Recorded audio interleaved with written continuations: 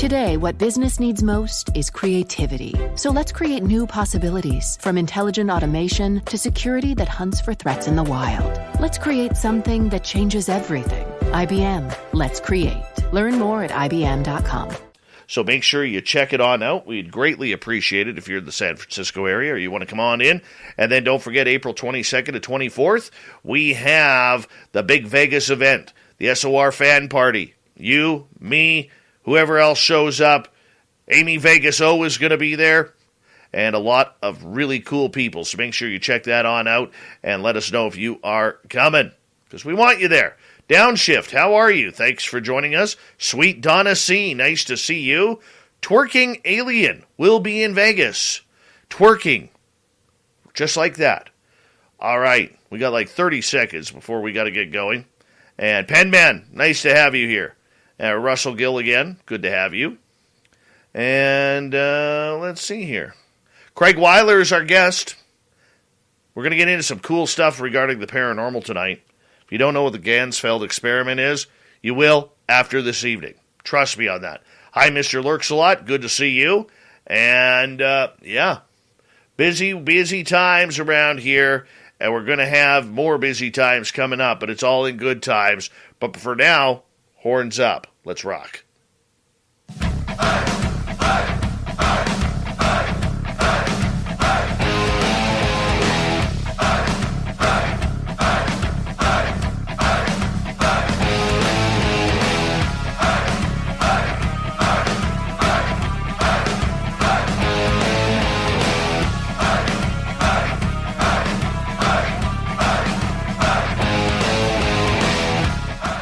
From the mountains of central British Columbia to you listening around the world, this, my friends, is Spaced Out Radio. I am your host, Dave Scott, sitting in the captain's chair of SOR headquarters.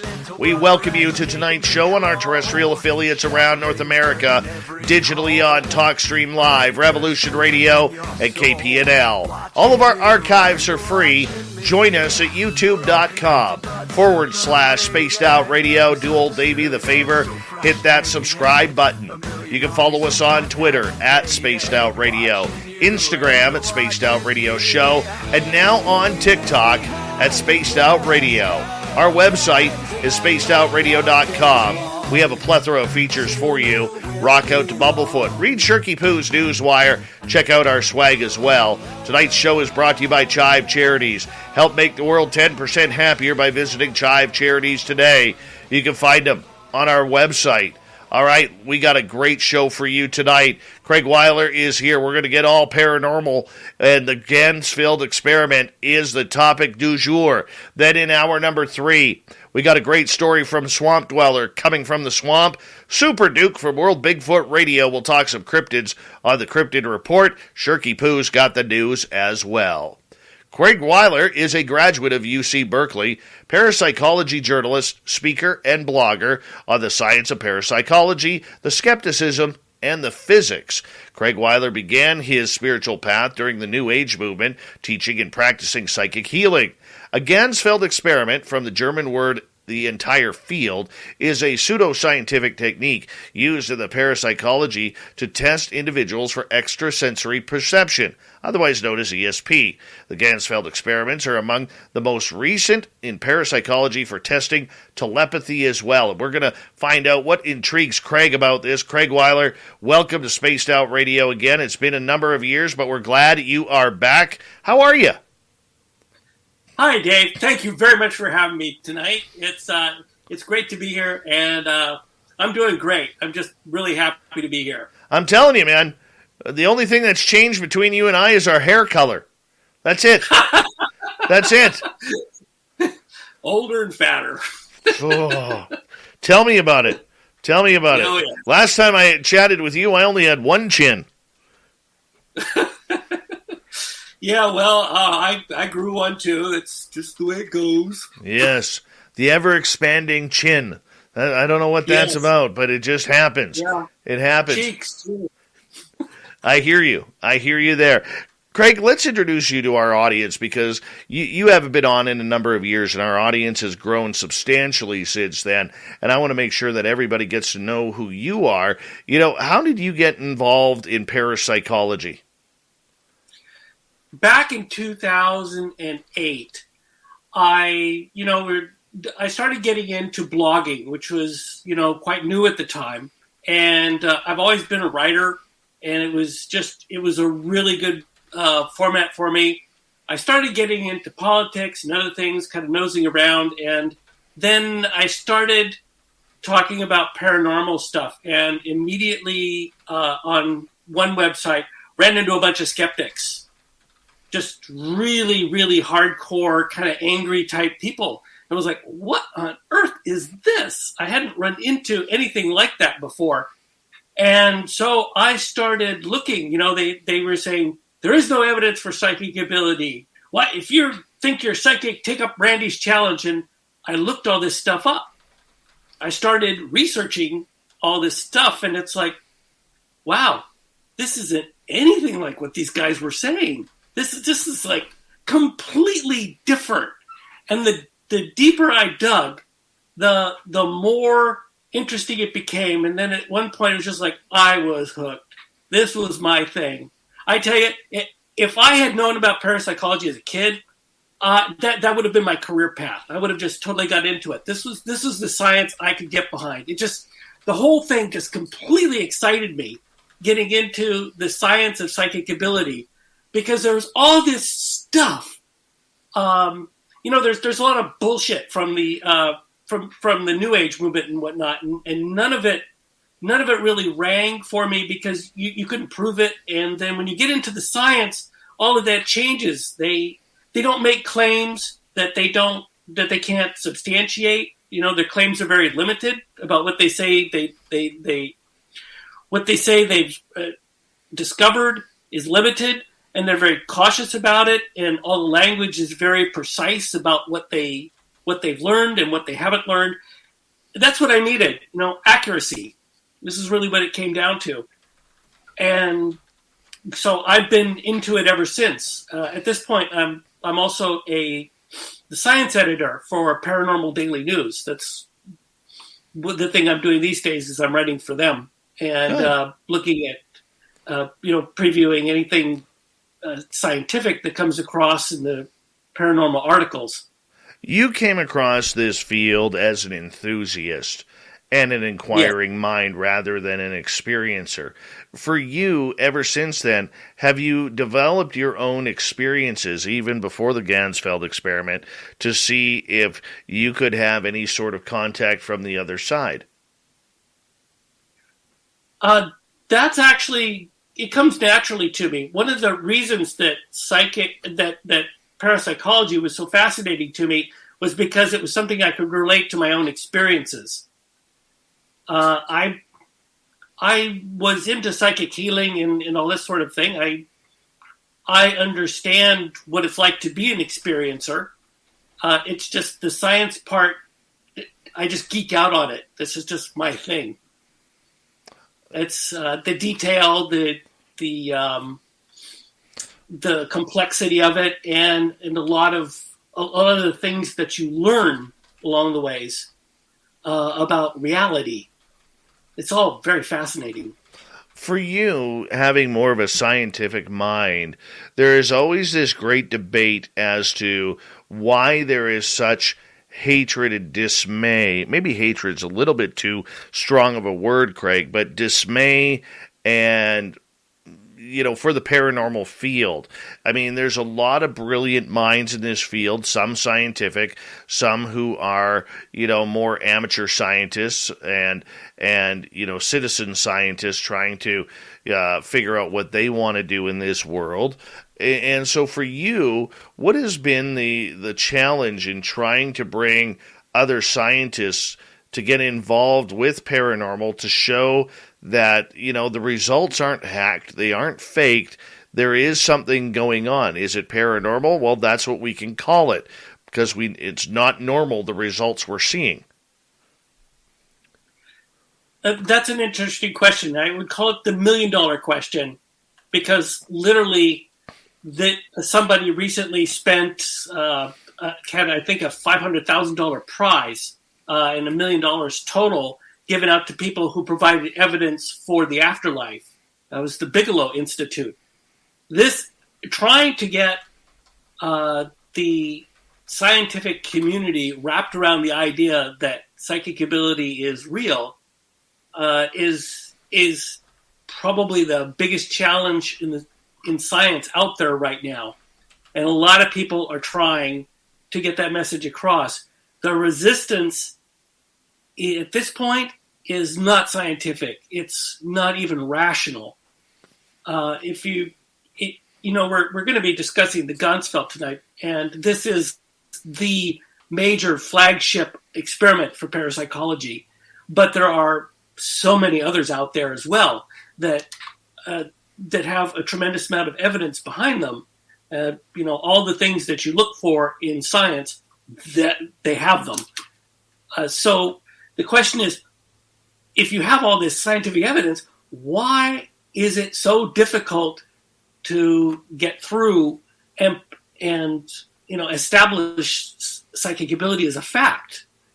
And the answer is that you have this enormous resistance, as you were talking about, the skepticism. There are organizations that devote themselves to trying to dismiss psychic ability as not being real. You have major media organizations that simply won't they won't print, or they won't publicize any positive results without providing an incredibly negative review of it. And so the question is, why? Why all of that? And I think it's because the idea that psychic ability is real touches something very deep in some people and scares the crap out of them at a level that they can't really acknowledge. Craig, for you, the challenge in trying to blend ESP and that type of psychic intuition with the paranormal, the supernatural, is this something you were convinced that everybody has the ability to do? According to the scientific theories out there, the major one being one by psychologist Jim Carpenter, is that yes, everybody has psychic ability. However, some people can access it consciously better than others. The theory that's out there is that psychic ability actually operates all the time, and for the most part, we're just not aware of it. But it's part of our normal senses. It works like seeing, smelling, hearing. But for some people, it's strong enough that they notice it. How does one tune in to their own intuition? Well, I think pretty much any New Age guide will help you along the way. I mean, it's not like it's a secret how to do this. Meditation is a normal method of accessing psychic ability. You typically want to be quiet. You want to have a distraction-free atmosphere, clear your mind, and be receptive to information. And there are 1,000 different ways to describe this through many different practices. But, basically it's calm down, calm your mind down, be receptive, and wait for information to come in. So personally for you, have you always been in tune, or did you have to make yourself go in tune? I'm not in tune all the time. But if I choose to be, unless I have a great deal of stress in my life, it's not particularly difficult to simply relax and be receptive and then be relatively psychic. Well, I don't... Go ahead. What's the difference between being relatively psychic and psychic? Well, there are professionals, mediums and psychics, who work very hard at their craft, and they practice this several hours a day being psychic. And if you practice something, it's a skill, and you get better at it. So they can drop into that particular state of mind relatively quickly, get information more accurately, and then do this on a regular basis because they're professionals. They practice all the time. Whereas for myself, it's just something that kind of lurks in the background, and if I want to do it, I try. If I want to do it, I'm usually successful, but because I'm not professional at it, I don't practice all the time. I am, sometimes it's good, sometimes it isn't. Okay, so when you are in tune trying to figure things out, are you... I'm trying to think of a proper way to ask this without sounding like an idiot, so please pardon me for this. How often are you accurate with what you are thinking is going on? It depends upon the topic. Some areas with psychic ability are easier to access than others. It's my feeling that psychic ability is mostly tuned towards emotion rather than objects and physical details and all that sort of thing. So it's easier to sense emotion. Now, in my particular case, what I end up using it for is what's going on with the cat. Where are the cats? Something involving cats, because we have cats, and with cats they can't communicate directly. So if you need to know something, you have to connect on a deeper level with them. I don't really need it for a whole lot, because for most things in life, for most people, your ordinary senses will take care of most things, which is why psychic ability sort of sits in the background, and it's only when you can't use your other senses that you can get into a situation of ambiguity, and then when you don't have an answer, when you're not thinking of an answer, when you're not trying to figure it out, when you're just going, okay, there's nothing here, I can't figure this out at all, then it's time to relax, and perhaps the information will come in psychically. Okay, so if I'm getting in tune with something, let's say you have a book on your shelf that you want me to focus in on, and you want me to find a line on page 58 and tell you what it says. Is that kind of what we're talking about here? Like a remote viewing style? There are people who do remote viewing. I don't. That it's one of those things that takes a lot of practice to become professional at. One of the things to keep in mind here is that our memory doesn't work like that. We generally, let me just say, there's an experiment out there that somebody used to demonstrate how this works. They had people draw a dollar bill from memory, and then they had people hold the dollar bill next to them and then draw it.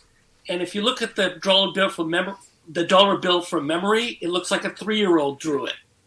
It's very basic, and there's not a lot of detail there. And if they had the dollar bill next to them, they could duplicate it pretty well. And that's our memory. We don't store things as full images. So when we're trying to pull something psychically, we're not pulling from a full image. We're pulling from sort of a framework that our mind stores, because that's what we do with memory. Okay. Well, and that makes sense. That makes sense on what we're doing. Is we have Craig Weiler here on Spaced Out Radio. For you, as you are performing these experiments, how many people are you dealing with on a daily basis who want to learn this type of intuition or to open themselves up to their intuition? I have no idea. I'm mostly a writer, so I will read up on experiments that other people have done, and then write for the general audience, so that I can take these very technical topics and break them down so that the necessary information gets to the point where somebody with no experience in the field can actually read it. That's most of what I do. Okay, so what are you looking for in the results then if you're reviewing them to write it? Well, mostly, my personal goal is the curiosity of reading this stuff to start with, and then breaking it down to a level where people who don't have that kind of science, that don't have the background, they haven't done this level of research, so they can understand it. So it goes out to readers. I have no idea who actually sees the stuff. Right. Right, but you don't have people who will, like we have fans who will respond to what we do on this show. Do you have people who will maybe respond to you about, your stories and what they think is going on? What I do get occasionally are people I'll have people contact me, and usually they're in some sort of crisis because of whatever is going on in their lives, and they think some of it might be psychic in nature. That kind of thing. Those sorts of people. I'm not a psychologist. I'm not really qualified to help them. If I can handle relatively easy stuff, but the people that contact me are almost always in some sort of crisis. What kind of crisis would lead somebody to this? Is it a paranormal crisis of some sort? Today, what business needs most is creativity. So let's create new possibilities, from intelligent automation to security that hunts for threats in the wild. Let's create something that changes everything. IBM. Let's create. Learn more at IBM.com. Today, what business needs most is creativity. So let's create AI with integrity, not bias. Security that hunts for threats in the wild. Cloud management that requires less management. And new ways for business to do business. Let's create, at scale, right now, together. Let's prototype. Let's tweak. Let's test. Let's adapt. Let's create something that changes everything. IBM. Let's create. Learn more at IBM.com. All of them can be summed up as I'm having these psychic things happen and they're scaring the crap out of me. I don't understand what's going on. And usually it'll be something that's a little bit unusual in the psychic realm, so they have a hard time finding it. These might be things like people who are electromagnetically sensitive. Might be somebody who, for example, is like super sensitive to just way over the top sensitive to other people and doesn't know how to handle it. Mm-hmm. That's typically, those people will typically be younger. And then every now and then somebody's got some other psychokinetic stuff going on. What's the most interesting thing you've seen in this field so far? Interesting for me is the science, and I would say the most interesting studies that I've run across have to do with psychic healing, because that's a subject that's near and dear to my heart. And there was one scientist that did studies on lab mice with incurable cancer, and he had a great deal of success working on them. That I found fascinating. We got to get more into that in the next half hour. I am very, very intrigued in psychic healing. Very intrigued by this, on how it works, what we're doing, and what kind of remedies are there out there. I mean, gee whiz. I mean, can we heal ourselves psychically? Yeah. Yeah, it's actually not that hard. Wow. What kind of healings? You know what? We're going to get into that next half hour. But for you, have you had it done to you? Yeah. It. So most of the time when I have something wrong with me, I've never had cancer or anything really dramatic like that. But you know, I'm in my 60s now. Stuff isn't working quite as well as it used to, and so I have to focus on those parts of my body and then try and figure out what is the emotional, physical thing going on. Because there's always something emotional attached to it. Right. And some of that can be quite intense. Well, let's get into that when we come back here. Craig Weiler on Spaced Out Radio, the Ganzfeld Experiment. Maybe he can heal me. Because I'll tell you, my mouth was working tonight. Pounded back a full pizza on my own. I haven't done that in years. God, it felt good. Spaced Out Radio continues right after this.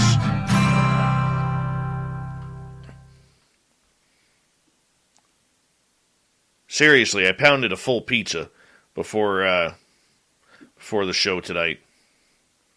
8 slices. I haven't done that in years, and I just wasn't getting full. So I just decided to keep going. Oh my God!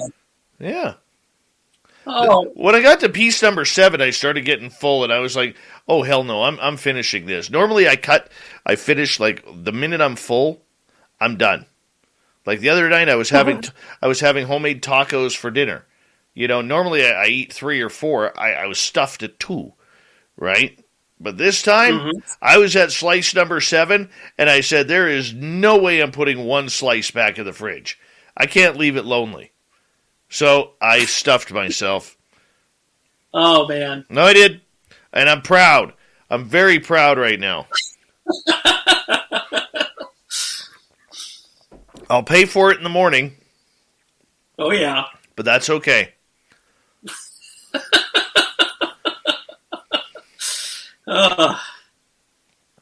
I know. Parababes, 5 chicken tacos today. Oh, that sounds good. And you didn't save me one. I could have pounded that with the pizza. Oh, that's a lot of food. Oh, my God. Trust me, I'm feeling it now. I'm feeling it now. I bet. Oh, yeah. What do I like on my pizza? I am a green pepper, pepperoni, mushroom, and olives and onions kind of guy. On thin crust. Don't like the thick crust. Yeah. And, I went hard.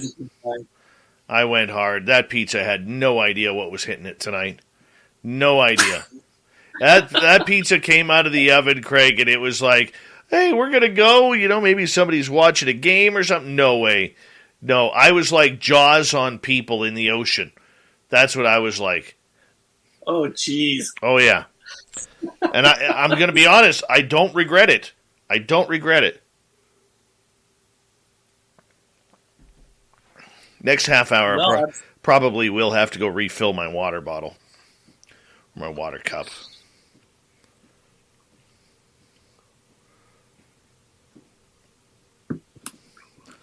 And before there's any argument in our chat room, yes, ham and pineapple is a good pizza. Pineapple on pizza works. It does. And Dirty Filth, I know you're in the chat room. It's foyer, not foyer, foyer. Some people's children. Anyhow, how you doing? Are you directing that to me? Yeah. Oh, I'm actually doing really well. The work is it's physically hard, but it's interesting. I've been working on a building for months now, and we're finally to the sheetrocking stage. So all the work, putting all the stuff in the walls and whatnot, and basically building an interior frame, a couple rooms, and all that. I wish it's all starting to come together now. I wish I could be able to do that. I am so useless when it comes to home construction. So useless. I could picture it up here. I have no idea how to do it. No idea. Well, it's a skill. It just takes time to learn. Yeah. And more tools than God. Oh, trust me, I can tear. Excuse me, I can tear down. Can't put it back up. No way. I've recently had to deal with tools. So it's like I've worn out a heavy duty sawzall. I wore out a heavy duty rotary hammer. All this stuff had to be replaced. And I have a professional skill saw, and it's starting to wear down. It's just like it's expensive stuff to replace. Mm-hmm. We have about 45 seconds. Okay.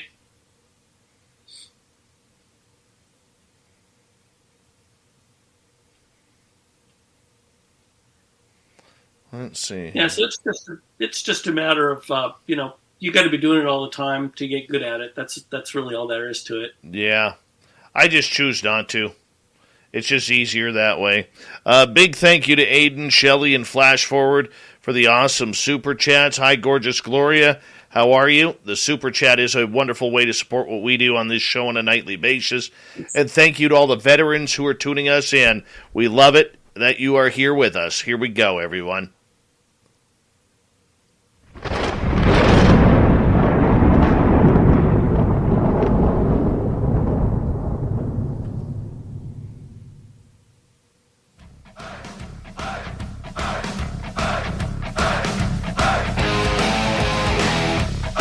Second half hour of Spaced Out Radio is now underway.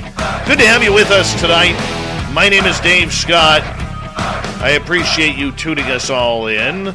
Want to remind you that if you missed most of this show or others, check out our free archives at youtube.com/Spaced Out Radio. Do old Davey the favor, hit that subscribe button. Our website is spacedoutradio.com. We have a plethora of features for you. Rock out to Bumblefoot. Read Shirky Poo's Newswire.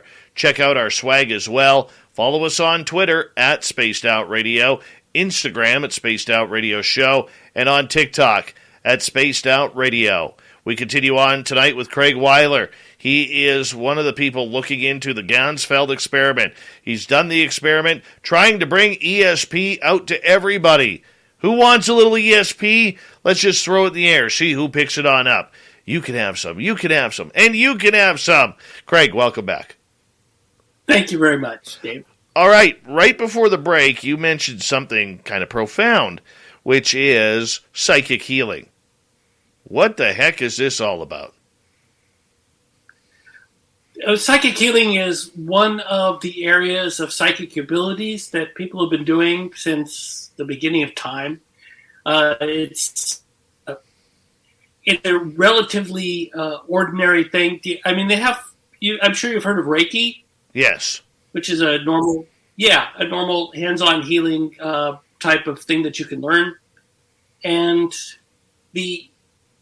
so for my part, when I looked into it, I ran into a book by Bill Bankston.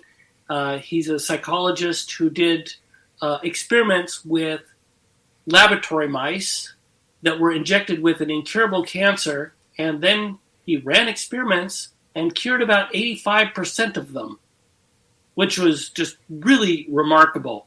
I mean, these mice, they should have had absolutely no chance at all. Okay, so they're mice that are specifically bred to have absolutely no immune response to this particular form of cancer. I mean, you inject them with it and they're dead within about 30 days. So he had these mice in the lab. They were injected with the cancer, and then he had both believers and skeptics alike do the psychic healing according to his instructions. And there was, 85% success. So these mice that were destined to die from this cancer 85% of them survived. That's a really remarkable number. That I mean, when you think about something like that, it's like, holy smokes, why aren't we using this, right? And it turns out that psychic healing, though, isn't a cure-all. In this particular case, what he discovered was that it works well with aggressive cancers, but if they're relatively slow-moving types, apparently it doesn't work as well. And one of the most interesting things that he's discovered through his personal practice is that if you go through chemotherapy or radiation or something that suppresses the immune system, psychic healing does not work at all. So psychic healing then isn't about actually sending out your waves and healing people. Woo! It's about boosting the immune system of the person so that their body recognizes the cancer and deals with it effectively. And this has been borne out in experiments where people they've had the effect measured, where they're laying hands on somebody, and a scientist will study whether anything's coming from their hands, whether they feel the glow or whatever. And generally, nothing measurable happens. So, but the hands still work. So what's going on? And the answer appears to be that there's some sort of an information transfer or something that's not measurable is going on, and it works. The effect is very, very visible. Another fascinating thing that came out of that study was that they had control mice that were receiving no healing at all in another space in the hospital where they were doing the experiments. When they got checked up on, some of them healed just by people checking up on them. So apparently there's this field effect going on as well. And in order to have the control mice die the way they normally would, they had to move them to another city to make sure that the healers had no contact with them at all, didn't think about them or anything. And then finally these control mice would behave normally.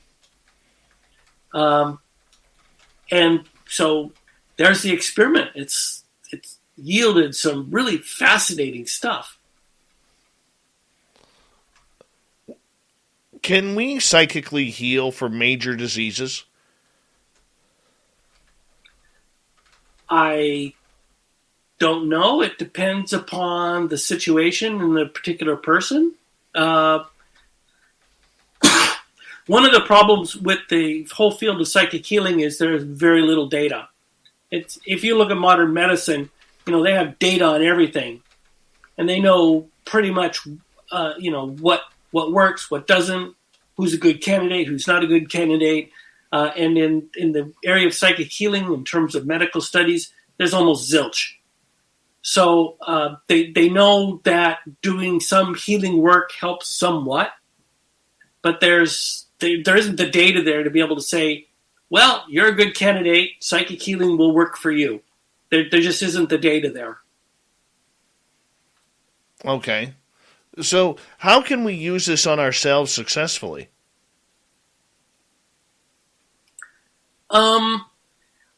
It's much better if you have somebody help. Having another person there will make a huge, huge difference. It's not something you really want to take on individually, normally. I mean, when I work on myself, I have the ability to get inside and unlock my own emotions and stuff. But you really should have somebody help you with that. It's not. I've been doing this since I was like 15, so this is a little bit easier for me.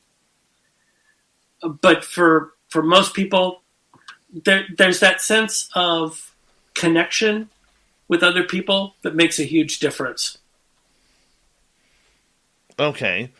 So could I heal you just as well as I could heal myself? Or can I, if I look at my dog and my dog is limping, do I put my psychic energy onto my dog's leg or hip or knee to try and render what the pain is, what's causing the pain? Is that kind of how it works? Kinda, yeah. If the dog will sit still for it. Pets don't always cooperate. I have a cat with cancer. I've been trying to help him with it through psychic healing, and he just will not sit still for it. He won't. As soon as I'm gearing up, that cat he's gone. Well, he won't deal with it. So with animals, it's kind of either they're going to lean into it or they're going to reject it, and there's not much you can do about that. But if you're asking, could you heal me? If it's like if your shoulder doesn't feel well, you could put your hands on my shoulder, and with healing intent, yeah, you'll do something. There'll be some effect. My friend Pascal used to do that with my little dog Zero. And she was always a miserable little dog to anybody who wasn't family. But with Pascal, the minute she saw him, it was like right over to him, and he would just lay his giant paws down on her, and she would be passed out within minutes. Because of the healing energy that he was giving her. It really is amazing. That sounds about right. So yeah, go ahead. So what's the difference then between psychic healing and something like Reiki? They're the same thing. Reiki is a form of psychic healing that's taught according to a very specific tradition.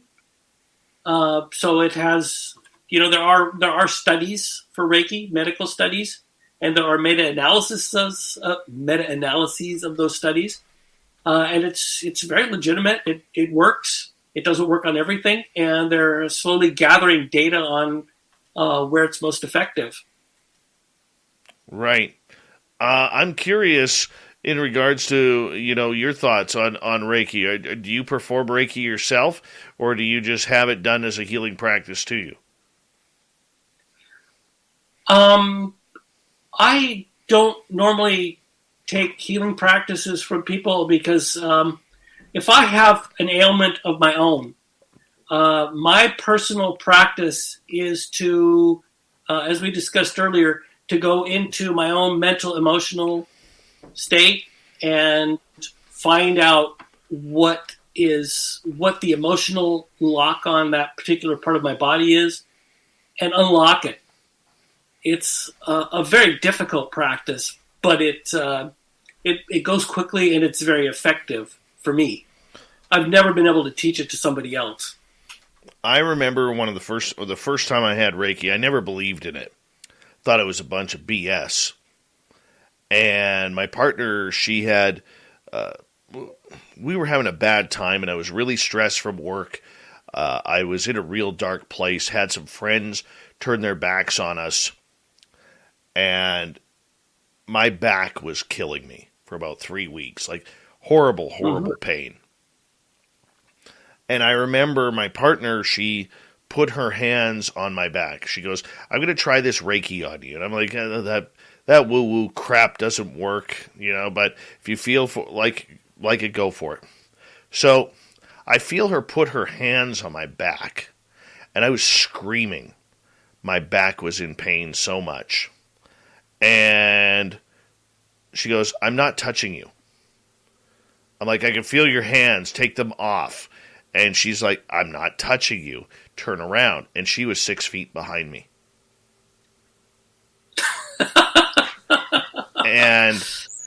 And so she started pulling all of this stuff out of me.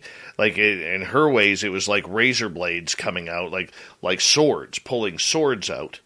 And eventually, after about half an hour, she got within about a foot of my back. And then within about another 10 minutes after that, she was able to actually place her hands on my back. And I was like, no more pain. I never believed in it. I thought it was absolute garbage until, like you said, you have to have it happen to you. Yeah. And now, any of my spiritual friends offer up a little Reiki there? Oh, Dave's in.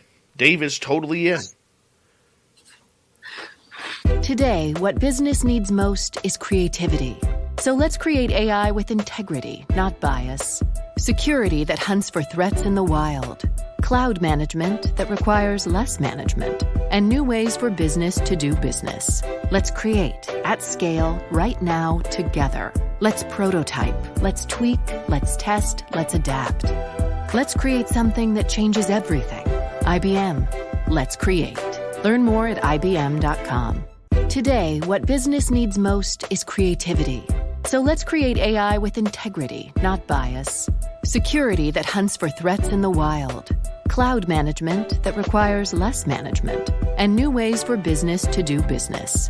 Let's create, at scale, right now, together. Let's prototype, let's tweak, let's test, let's adapt.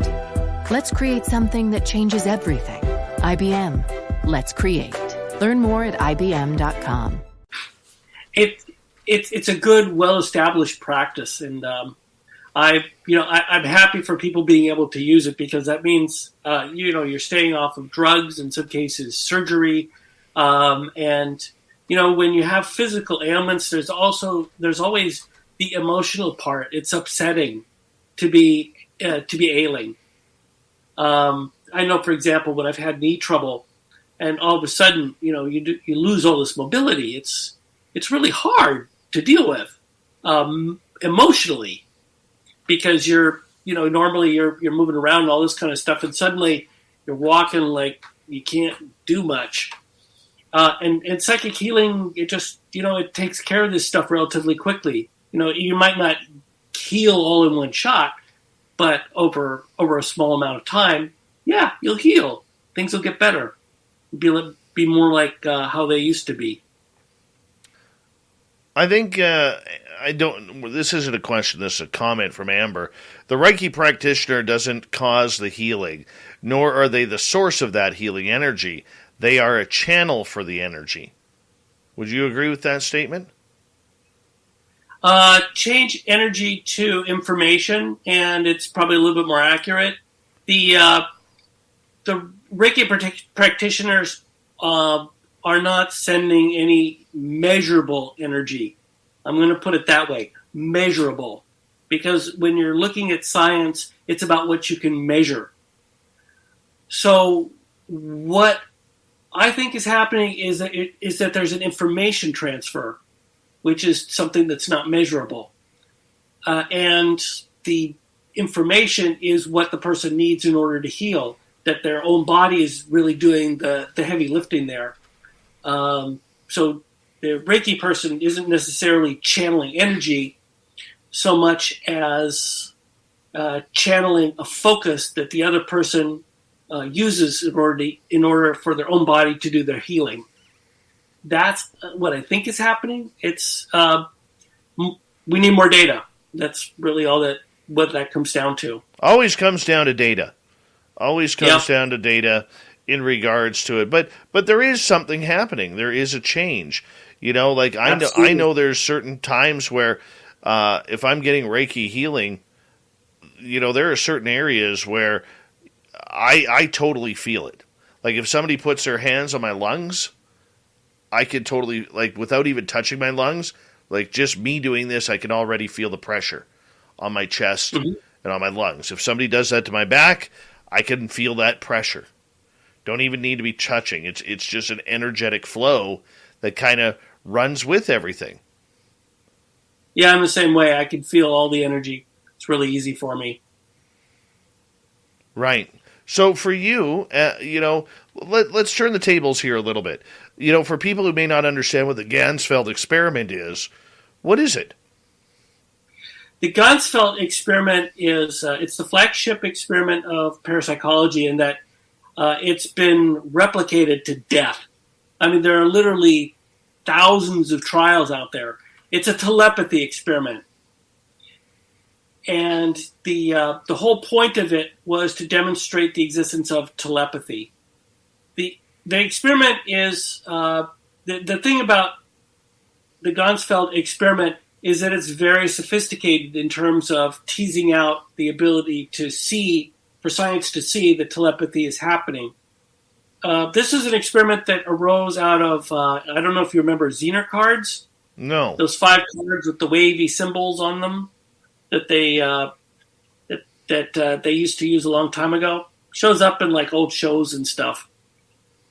They used to use cards in order and have people try and guess the correct card. And this was, and then they'd have somebody think about the card, and then you'd have to guess, and then they'd see what how many right guesses you got. And this experiment evolved.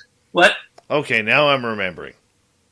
Okay, so the Ganzfeld is an evolved version of that. So instead of having cards, the receiver, or instead of trying to think about cards, the receiver sits back in a very sensory in a very sensory deprived state. So they cut ping pong balls in half and put them over the eyes so that they have diffused vision. They pump in white noise into their ears, and the person is laying back. They're comfortable, so that they're in a space where they can receive psychic information. They've made them a lot more comfortable. They've taken away distractions, and so it's much easier for the person to get psychic information that way. And then the person sending the signal is likewise. They don't have a lot going on around them. They have to. They're given a picture that they're transmitting psychically to the other person, and so the person laying back in this relaxed state with the ping pong balls over their eyes and white noise in their ears has to guess which picture that they picked or try and describe it in some way. So the person, the receiver, is, when the experiment is done, is given 4 pictures to choose from and has to pick the correct one of those 4 pictures. That's called a forced choice experiment. They can only choose one of the 4 pictures. This means that they have a 25% chance of guessing the right one just by chance, right? 1 in 4, 25%. So if they do better than that over time, then there's an effect going on that's better than chance. So, for example, in the Ganzfeld experiments, when you do thousands of trials, what they've discovered is that people hit about 33 to 35% as opposed to 25%. And that's how they know that there's an effect happening and then that telepathy is taking place. So that's the basic experiment. What's really interesting about it is the stuff they're learning from that experiment. Because when they used to use Zener cards and stuff, they had a very small effect, and they had to do a lot of trials in order to find out what was going on. With the Ganzfeld experiment, they don't have to do as many trials because the effect is larger. And because the effect is larger, they can tweak this experiment and find out whether something will whether something they do makes the effect bigger or smaller. See, if you have an experiment that's just basically, right on the edge, you can't tell if something works a little bit less or something works a little bit more because you're not working with much of a margin. But the Ganzfeld has a good margin of success, so it can be slightly less successful but still successful if they tweak it some. So they'd find out, well, let's try music, see if music works. Well, you're barely above chance with music. So people aren't transmitting music psychically really easily. It's like, okay, well, let's try twins. Holy smoke, that worked really well. Twins apparently are really good at telepathy between each other. It's like, okay, well, let's try this with artistic people. Holy smokes, that works really well. Artistic people, especially ones that are in artistic fields, turns out they do really well at telepathy. Go figure. And so by tweaking the experiment, they can find out, they start doing personality profiles on people to find out who does better and who does worse. Turns out that if you have an experiment where you share results, extroverts do better. And if you have experiments where you keep the results kind of private, introverts do better. Is there a difference between male and female in the statistics of who does better? Um, that's a good question. There are, I think there's more women who are better at telepathy. They have the personality. They have the more intuitive feeling personality types. But I think they're. I think when they're doing the testing, they're not really that far apart. We've got just over a minute to go here on Spaced Out Radio. To complete hour number one, Craig Weiler is our guest tonight. Ganzfeld experiment. What about with children? Has this been tested with children? I don't remember seeing data on children. I don't know. I don't know if they teased out the data for children. Most of them are adults. Would you like to see how children would react, considering, at a younger age, they're still supposedly all connected at that point? Yeah, I think it'd be interesting. That these kinds of experiments, it's kind of hard to get kids to sit still, follow directions, that kind of thing. This kind of experiment requires a lot of patience. Okay. That kids generally don't have. So I really don't know on that one. I mean, we know kids are intuitive. Where they really show up is in reincarnation research. Yeah, that's pretty amazing, isn't it? Yeah. Man. It is. It's like there's this age group, I think between like 3.5 and 7 or something, where kids remember all this amazing amounts of details from past lives. Wow. Craig, I'm going to get you to hold on right there. We are going to go to break here at the top of the hour. Craig Weiler, the Ganzfeld experiment, parapsychology. What is going on with ESP on Spaced Out Radio? We continue it with hour 2 next. Craig Weiler, once again our guest. Stay tuned. Spaced Out Radio. We'll be back right after this break.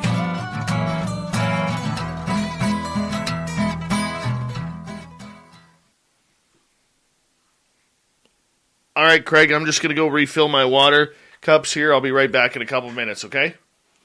We got 6 minutes. Yeah, I'm going to go do a bathroom break myself. All right. Be right back, people. Wrenches, ban the chat rooms.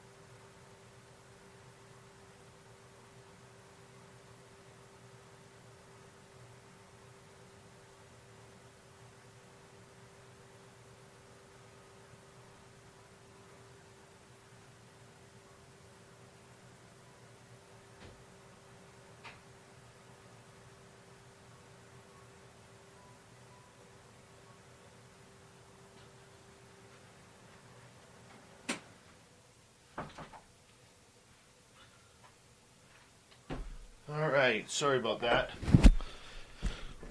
All right. There we go. Alien Critter, how are you? Good to see you. Oh, hey, Clam. Nice to have you here.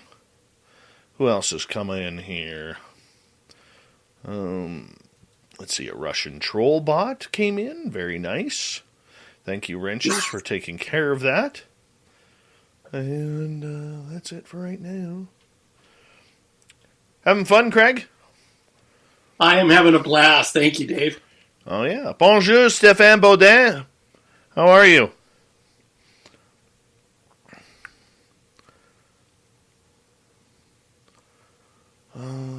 Right. We got just about 1 minute here. Okay. So can they see us? Oh, yeah. Oh, yeah. They're hanging on out. They're hanging on out. All right. A big thank you to Pam, Aiden, Shelley, and Flash Forward for the awesome super chats. Really appreciate the love and support on this show. And here we go, everyone, with the second hour. Your questions coming up. Put them in capital letters. You're listening to Spaced Out Radio with Dave Scott. Follow Dave on Twitter @SpacedOutRadio and on Facebook, Spaced Out Radio Show. Here we go with hour number 2 of Spaced Out Radio tonight. My name is Dave Scott. Thank you so much for taking the time to join us. We really do appreciate earning your listening ears wherever you are on this beautiful planet we call Earth. Hello to everyone listening in on our terrestrial affiliates around North America and digitally on TalkStream Live, Revolution Radio, and KPNL. All of our archives are free. Join us at youtube.com/Spaced Out Radio. Do old Davey the favor, hit that subscribe button. The Desert Clam has set the password for tonight in the SOR Space Travelers Club, Fastigium. Fastigium is your password. Use it wisely, space travelers, as the Clam sets the password each and every night right here on Spaced Out Radio. Our website is spacedoutradio.com. We have a plethora of features for you. Rock out to Bumblefoot, read Shirky Poo's Newswire, check out our swag as well. Follow us on Twitter @SpacedOutRadio, Instagram @SpacedOutRadioShow, and on TikTok @SpacedOutRadio. We continue on tonight with Craig Weiler, the Ganzfeld experiment. What is happening with ESP? And we're glad to have you back, Craig. Thank you so much for joining us. It's a pleasure to be here, Dave. All right. We're going to take some audience questions because we like to get the audience invested in this show. And if they're in our chat room on YouTube, we will be able to answer those questions because I will ask them. And let's go to Amber right off the bat here. Amber is wondering, Craig, what is your take on remote viewing or astral projection? Remote viewing is absolutely a thing. And I don't know that there's a difference between that and astral projection because what exactly is happening here, we don't really know, but we know that it works. Remote viewing is a huge big deal in terms of the quality of the information that people have been able to get from that over the years. I'm sure some of you have heard of the Stargate program. This was run by Ed May and Russell Targ. Russell Targ is, well, actually, both of them are still pretty active in the parapsychology field. And Ed May in particular has a set of four I think CDs that contain declassified files that he and his team have been categorizing and generally categorizing and putting it in a form where it's searchable. These were files from the CIA that were recently declassified. Sometimes it has it does extremely well, and we don't really know what makes it work really well. Sometimes, and then sometimes people have trouble getting an effect at all. And so what they generally do is they'll do this in teams. You might have 4 or 5 people remote viewing the same thing, and then collecting that data and finding out how the... Today, what business needs most is creativity. So let's create new possibilities, from intelligent automation to security that hunts for threats in the wild. Let's create something that changes everything. IBM. Let's create. Learn more at IBM.com. Today, what business needs most is creativity. So let's create new possibilities, from intelligent automation to security that hunts for threats in the wild. Let's create something that changes everything. IBM. Let's create. Learn more at IBM.com. Visions came out, whether there's some consistency there. It's a whole field. So yeah, remote viewing is totally a thing. Yeah, and you know what? I still haven't been able to draw the difference between remote viewing and astral projection.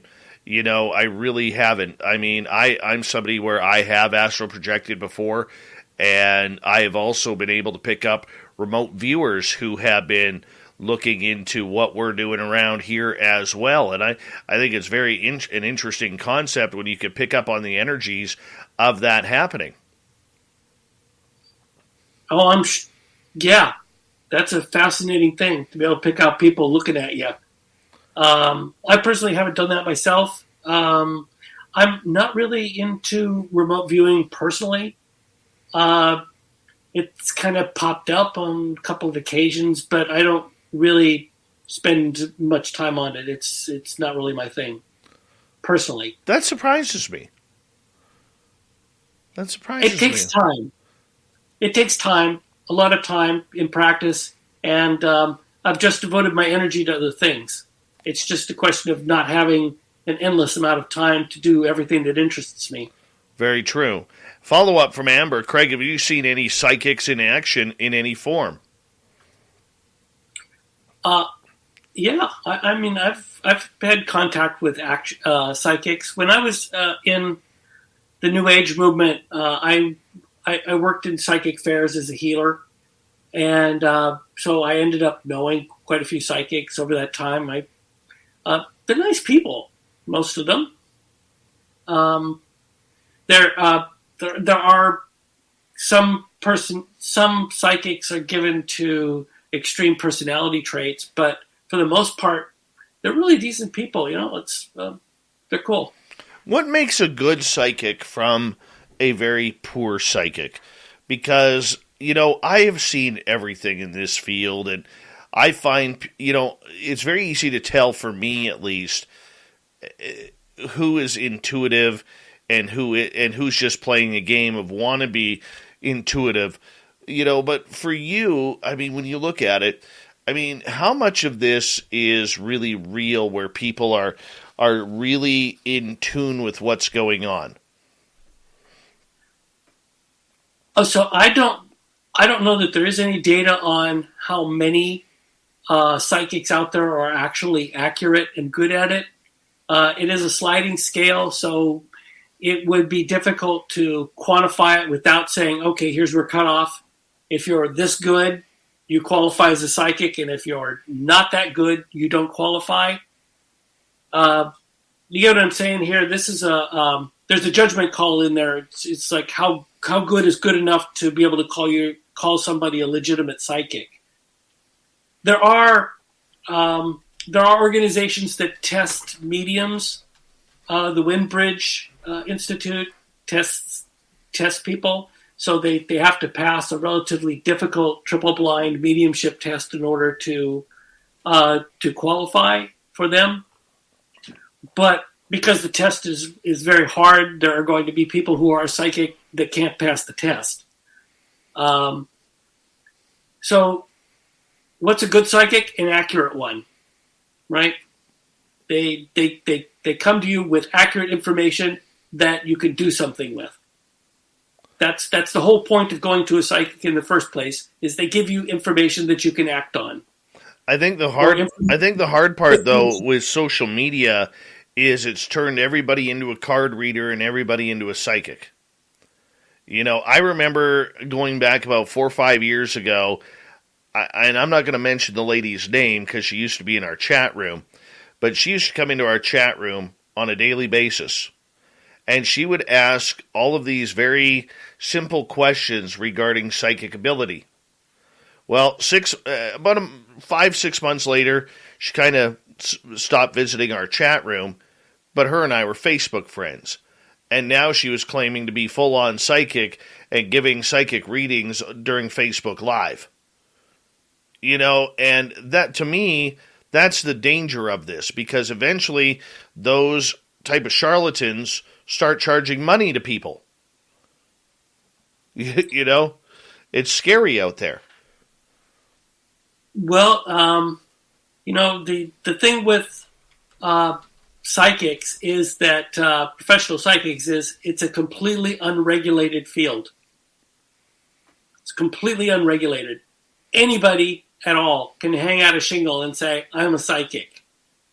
And there's no government agency out there that has any authority over them to say whether they can or they can't do this.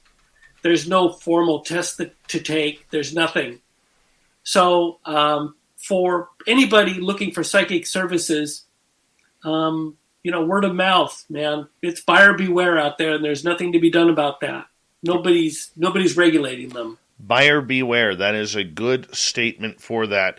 Let's go to Bim Jim. What is a psychic? Can you define that, please? So that's a difficult question. You could ask, what are you going to define when you define a psychic? Is this somebody who does remote viewing? Is it somebody who does psychic healing? Is it somebody who can give you accurate information? And if they can give you accurate information, how much accurate information is enough before you're satisfied that this person is psychic? So these are really difficult questions to ask. Generally, if a person wants to find out if they're personally psychic, I just go through a personality checklist. They're basically highly sensitive people, usually very intuitive. They tend to live a lot in their heads. Typically intuitive, holistically smart. You need to have quite a bit of logical ability to be a good psychic, because you have to be able to sort the noise out from the information that you're receiving. See, you can't tell a psychic information from your own thoughts. There's nothing to differentiate them in your own head. So what you need to be able to do is sort them out.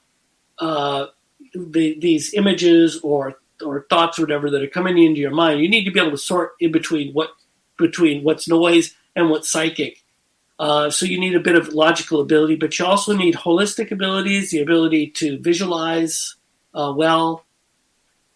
because if you're going to get an image and you can't visualize, you're pretty much dead in the water in terms of your psychic ability. Or there are some people who hear psychically. They get voices. That's totally a thing. They're very rare, but it does happen. So difficult question, no really straightforward answer to it. It is a difficult thing to break down because of the clairaudience, clairsentience, the 5 clairs of psychic ability. I don't get it, don't understand it, had it explained to me about 1,000,002 times, but that's just the way it goes. But for a psychic, I mean, what is a good accuracy at being accurate? What is a good percentage? Better than chance. And that's actually a difficult thing to pull out, too. When they do a triple-blighted test, for example, at the Windbridge Institute, they have to... the person who... There's the medium that's doing the reading, and there's the person receiving the reading. The person receiving the reading, you need to make sure that they don't have a bias when they're grading their own information. This could be a bias in terms of saying, wow, this is super, I agree with that. Or they could have the bias in the other direction and be too hard on the person.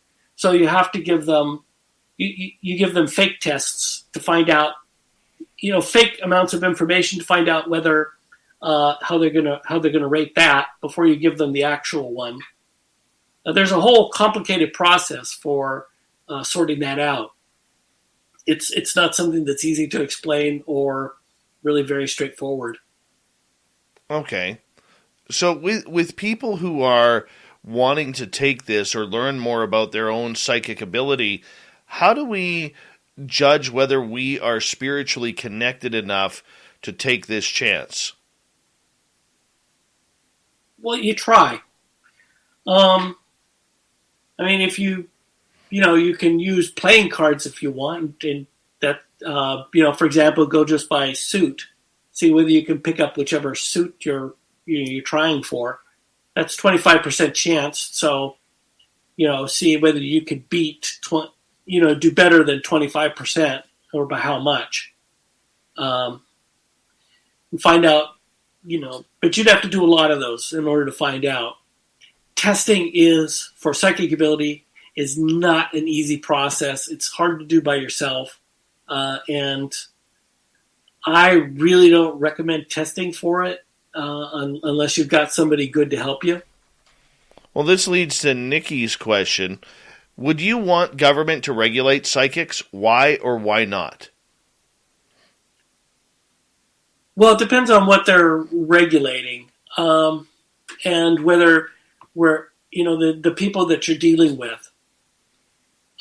You could easily regulate psychics by simply. I think it's actually a good idea to have regulations. You just say, you don't really have to prove that the person is psychic. They just have to, post a bond, pay a fee, get tracked, so that the government can receive complaints and keep everything in a central database, and you're good to go. I'd be in favor of that. That way, if somebody has a complaint about a psychic, there's someplace to go. So, yeah, that sounds like a good idea. What kind of test would you like to see psychics go through in order to prove their abilities? Is there something that you've sat down with over the years and said, you know what, I think this is an area we have to test on a person's mind or their hearing or their sight? Because let's face it, with psychic intuition, we don't know how it's going to react to us. It reacts differently to every person. Am I correct? Well, I'm a little leery of tests just because this is a complicated issue, and also there are people with test anxiety. So, you could have people that did really well in sessions, but they couldn't pass a test to save their lives because of test anxiety. If you were going to regulate psychics, the easiest thing to do is just manage by exception. That is to say, if you want to be a licensed psychic, pay the fee, get on the database, and if people complain about you, it's all going to show up. And if you start scamming people, the government's going to come after you. So that'd be a fairly straightforward process, and then people don't have to prove they're psychic except to their clients. And if the clients complain, they're going to be out of business pretty quickly because there's a database that everybody can see. Follow up from Nikki. How dangerous would a government regulation on psychics be? Well, not very. I mean, I'm a licensed general building contractor. I'm regulated. I'm doing okay. That doesn't hurt me at all. Being regulated is not that big a deal. Well, do you think it would clean up the field, though? Yeah. You'd have a lot of people wash out a lot faster. And you'd have people more hesitant about getting into it. Especially, if people have to pay a fee and get involved with the government, there's going to be fewer people doing it because there's a bit of a risk involved because now you have to instead of just, advertising and then waiting for the money to come in, you actually have to pay a fee. The other side of it is once you're regulated, you're more legitimate. This works in your favor because now you're actually licensed to do what you do. In fact, you could have people required to take some counseling classes or something like that yearly. So you basically improve the field that way too. Well, that psychics. It's a dangerous thing, though. It's a dangerous thing, though. I mean, if we could go down this road for just a moment here, I have seen online, on YouTube, on podcasts, numerous psychics, Craig, who are telling people who are vulnerable at maybe one of their darkest or lowest states that their spouse is cheating on them, or your doctor is going to tell you don't have cancer, but you have cancer, and you got to start taking all of these different types of health. Don't accept their drugs. I mean, we have a lot of this going on online as we speak on a daily basis. This isn't something that is for the light at heart, because there is a lot of people taking advantage of those who are at their lowest points. That's a good argument for regulation, isn't it? I would agree with you on that. Yeah. I mean, those very types of reasons are exactly why my industry is regulated. Because of all this, because if anybody can go out and declare themselves a builder, a lot of people get taken advantage of and end up with dangerous situations in their homes. So it's regulated. I have to renew my license every couple of years. And if people complain, by God, it's going to show up on my license. And if people if people actually go after me, there's a bond that they can collect that I will have to repay. I mean, there are very serious penalties as a contractor for screwing around with people, and that's a good thing. It protects people. So I think having psychics regulated, maybe even having them do a little bit of continuing education every couple of years, that'd be a good thing. Yay! I would agree with you on that. Too many people are getting ripped off, and I think it's not right. It really is not right. Let's go over to the Parababes here. Are people born with the gift, Craig, or can anyone practice enough to become a psychic? That's an excellent question. So I would say this. Some people are born with more natural ability that they can develop into more talent or more skill, actually. And some people are born with a lack of those abilities and generally would struggle so much in trying to become psychic that it's not worth the effort for them. Just like, you've got people that are naturals for basketball. You take Kevin Durant, tall, thin guy, athletic, with incredibly long arms. And so when he developed his talent, he had this natural physical build that was perfect for basketball. And when he developed his talent, it was easier for him to reach the top of the game than it would be for other people. Psychic ability is the same way.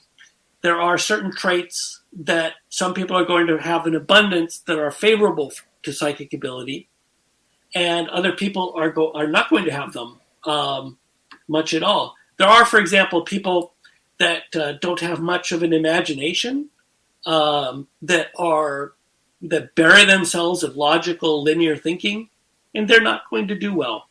No matter how hard they try, they're never going to be excellent at it because their natural personality, they'll be working against their natural personality the entire time.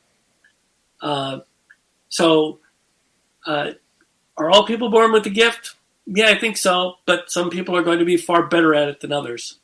And this has also showed up in testing. There are some people who are way, way better at it than others.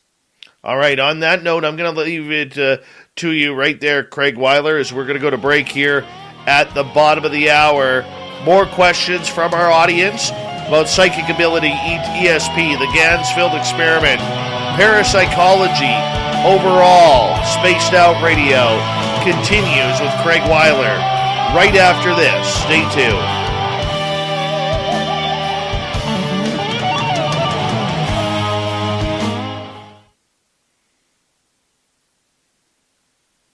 All right, we're clear.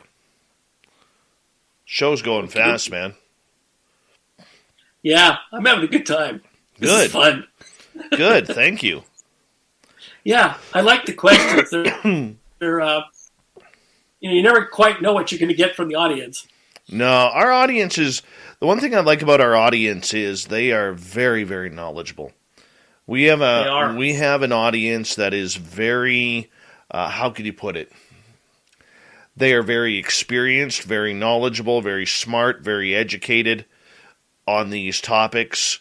You know, they've allowed their own personal experiences to help guide them, and it's been pretty cool. It's been very cool. Yeah, it shows up. They're great questions.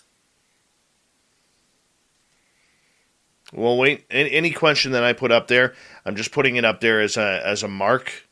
So that's where we'll start when we come back. Okay. Yeah.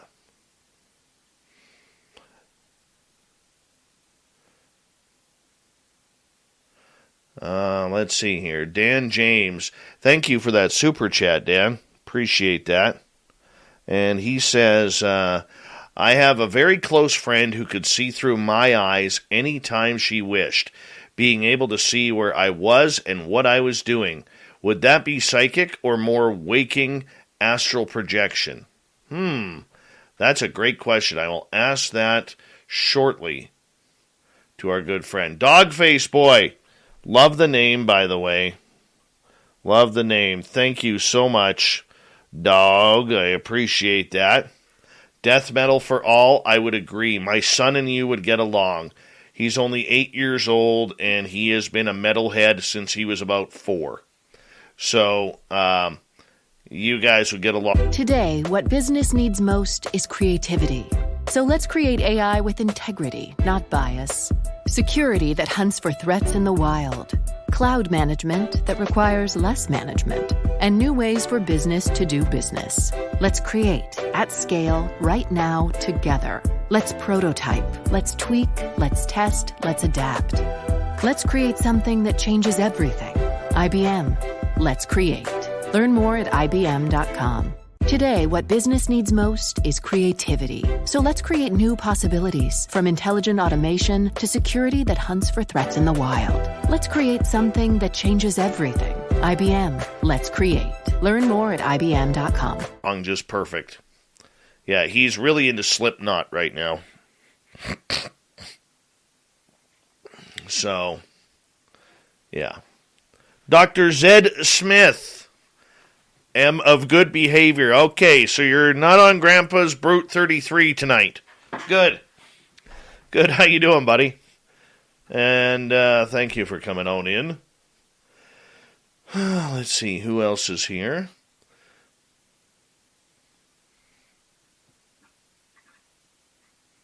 $11. I've unsubscribed. From what? What have you unsubscribed from? The channel? Oh, okay. Up to you. Let's go here. We got a couple of minutes left here. Okay. Oh, we got zebras in Namibia, people. We got zebras in Namibia. I did a quick check to see if there were any animals tonight. I'll quickly show you. Zebras! Zebras in Namibia. There they are. Finally, we get some good animals. This channel here, Craig, I watch this every day to relax. This is a man-made watering hole. It's 350 feet down, and the rock covers where the water comes through. And see all sorts of cool animals around here. This is only the second time I've seen the zebras. Very cool. Very cool. The Yeah. zebras are back. We'll catch them later, hopefully. Hopefully. There we go. Hold on a second here. Go like that. I just wanted to show you guys the zebras there. And let's see here.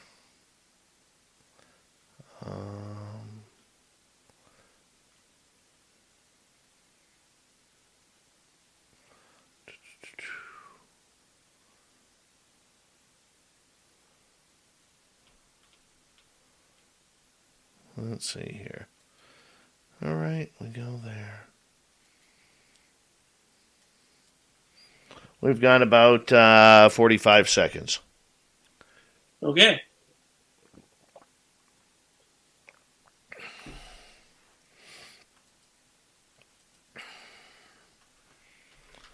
I'm going to put a link up in the chat room here for my new channel, Canada's Great Unknown Spooky Story Channel, that if you started by me and Merle, if you want to get in there and have a little listen, we're trying to get it nice and big. If you haven't subscribed, there is the channel right there. You can go hit subscribe to that. We would appreciate that. And here we go, everyone. Thank you to Dogface Dan, Pam, Aiden, Shelley, and Flash for the super chats tonight. We really appreciate it. Thank you to all the veterans who are tuned in. We really appreciate it. As yes, we are live, Gabe, on Twitch. Here we go.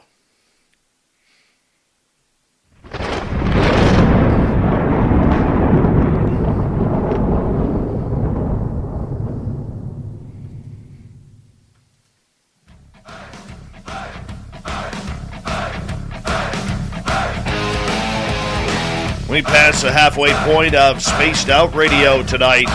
Good to have you with us. Dave Scott here, sitting in SOR headquarters. Want to remind you that if you've missed portions of this show or others, check out our free archives at youtube.com/Spaced Out Radio. Do old Davey the favor, hit that subscribe button. Our website is spacedoutradio.com. We have a plethora of features for you. Rock out to Bumblefoot, read Shirky Poo's Newswire. Check out our swag as well. Follow us on Twitter at Spaced Out Radio, Instagram at Spaced Out Radio Show, and on TikTok at Spaced Out Radio. We continue on tonight for the final half hour with Craig Weiler. He is someone who has really studied the controversial Ganzfeld experiment that really tests ESP. We got some audience questions here for you, Craig. We're going to continue because the debate earlier was, should psychics and mediums be regulated? And Nikki, of course, who is psychic, is asking, but what about normal business licenses? Would that not cover government? No, but business licenses are just a tax. That's all they are. You pay the business license tax once a year, and that's all you do. It has nothing to do with regulation. Mm-hmm. I agree. Let's go to Dan in Australia. I had a very close friend who could see through my eyes any time she wished, being able to see where I was and what I was doing. Would that be psychic or more waking astral projection? I don't see the difference. Psychic, the term psychic is a catch-all for all these different abilities. So, if you're astral projecting, that's a psychic ability. So, yes, it's psychic. It's also astral projection, and it's psychic, astral projection. Same thing. Mm-hmm. Okay, so, I agree that psychics, if they're going into business, or if they're going to be running around on social media doing readings, that's where I do believe they need to be regulated. But the average person who is connected, I don't think they need to be regulated. Do you? If you're not charging money, no. No, there's no point in regulating people who are not charging money. Once you start selling your services, then I think regulation would be a good thing. Yeah, I'm okay with that. I am very much. I mean, if it stops people from getting ripped off, and let's face it, every few months we hear of a brand new story somewhere in the world where a family was taken advantage of for thousands of dollars, tens of thousands of dollars sometimes, because of a psychic who was trying to get rid of an evil curse or spirit and needed money in order to do so. You know, I mean, if you're given a God-given talent, shouldn't you use that God-given talent for what it is worth? Then again, I guess we could say that about priests and reverends and everybody like that. So just to be clear on how regulation works, regulation won't stop people from getting cheated. What it does is it gives them an official and very clear course of action that they can take after they've been cheated. In construction, people get cheated still, despite the fact that there's regulation. The cheating still happens. People still get ripped off. So regulation doesn't stop that, but it does give people an avenue to first check people out before they actually, take on this, decide to pay for the services. And regulation also gives you an avenue of complaint so that you have somewhere to go if you have been ripped off. Now, if you have people charging tens of thousands of dollars, that's no longer, you're not really in the psychic realm anymore. That's just fraud. That's not really, it's a fraudster with a psychic mask on. They could be doing anything, but it's a fraudster. It's not a psychic. Let me ask you this. I mean, you've been around enough psychics and written about enough stories over the years. Is there a favorite story that you have followed and you look at it and you're kind of like, wow, I can't believe that happened? Yes, there is one. And it revolves around another experiment. Daryl Bem did a precognition experiment. I think it was in 2012 or something. And so you have to understand, with parapsychology, skeptics are always complaining, well, the journal wasn't good enough. The experiment wasn't good enough. There were problems here. And what he did was he had an experiment, a precognition experiment, that basically ticked all the boxes. It was published in a really high-value science journal, very well-respected, and the experiments were basically bulletproof. It was an ordinary psychology experiment where they just flipped a couple parameters and turned it into a parapsychology experiment. So there was really nothing to complain about, and he did all the things that you needed to do in order for the study to be considered of the highest value. So you had this parapsychology experiment demonstrating precognition that was as perfect as you could hope for as a scientific experiment. That's the beginning of the story. From here, it gets absolutely nuts, because first of all, the skeptics absolutely went batshit crazy over this. The first thing that happened was a couple of skeptics, Richard Weissman and Chris French, who occasionally do parapsychology experiments but have never successfully done any of them. They've never had an experiment be successful, ever, as far as I know. So they did experiments that were, they replicated Bem's experiments, and they did 3 separate studies and failed. Well, the 3 separate studies were the size of Bem's single study. They just wanted to make it sound worse than it actually was. And so all this got published. Oh, there were failed replications. Well, later Bem published his replications. He'd done 90 of them. And so this experiment was indeed successful. Despite the fact that there were some failed replications, that's actually normal for statistical studies. Mm-hmm. So what did the skeptics do? Well, first of all, there's one Wagenmaker. He did a Bayesian analysis where his prior probability, that is the probability that psychic ability exists, was like 0 or 0, 29 zeros, and then a 1. So psychic ability basically to him was completely impossible. And by setting the number that low, of course, the experiment was going to fail. And his argument was that if this experiment succeeded, then since psychic ability couldn't possibly exist, that all of psychology must be broken. Because if this experiment succeeded, that meant that the entire scientific method that they're using in psychology must be flawed. So in other words, to put this in simple terms, they were going to throw out the entire field of psychology to make one positive result go away. This was one of the skeptic things that they did. And they still have not let go of that one. And there are some other things, but it's like they've gone nuts with this experiment. They can't use the ordinary channels, and so they're trying desperately to come up with just weird, unconventional ways to say that psychic ability can't possibly exist. They have a very deep emotional issue about accepting it. Why is there such an anger towards topics like this, or studying any topic like this? Mainstream scientists seem to get very angry about it.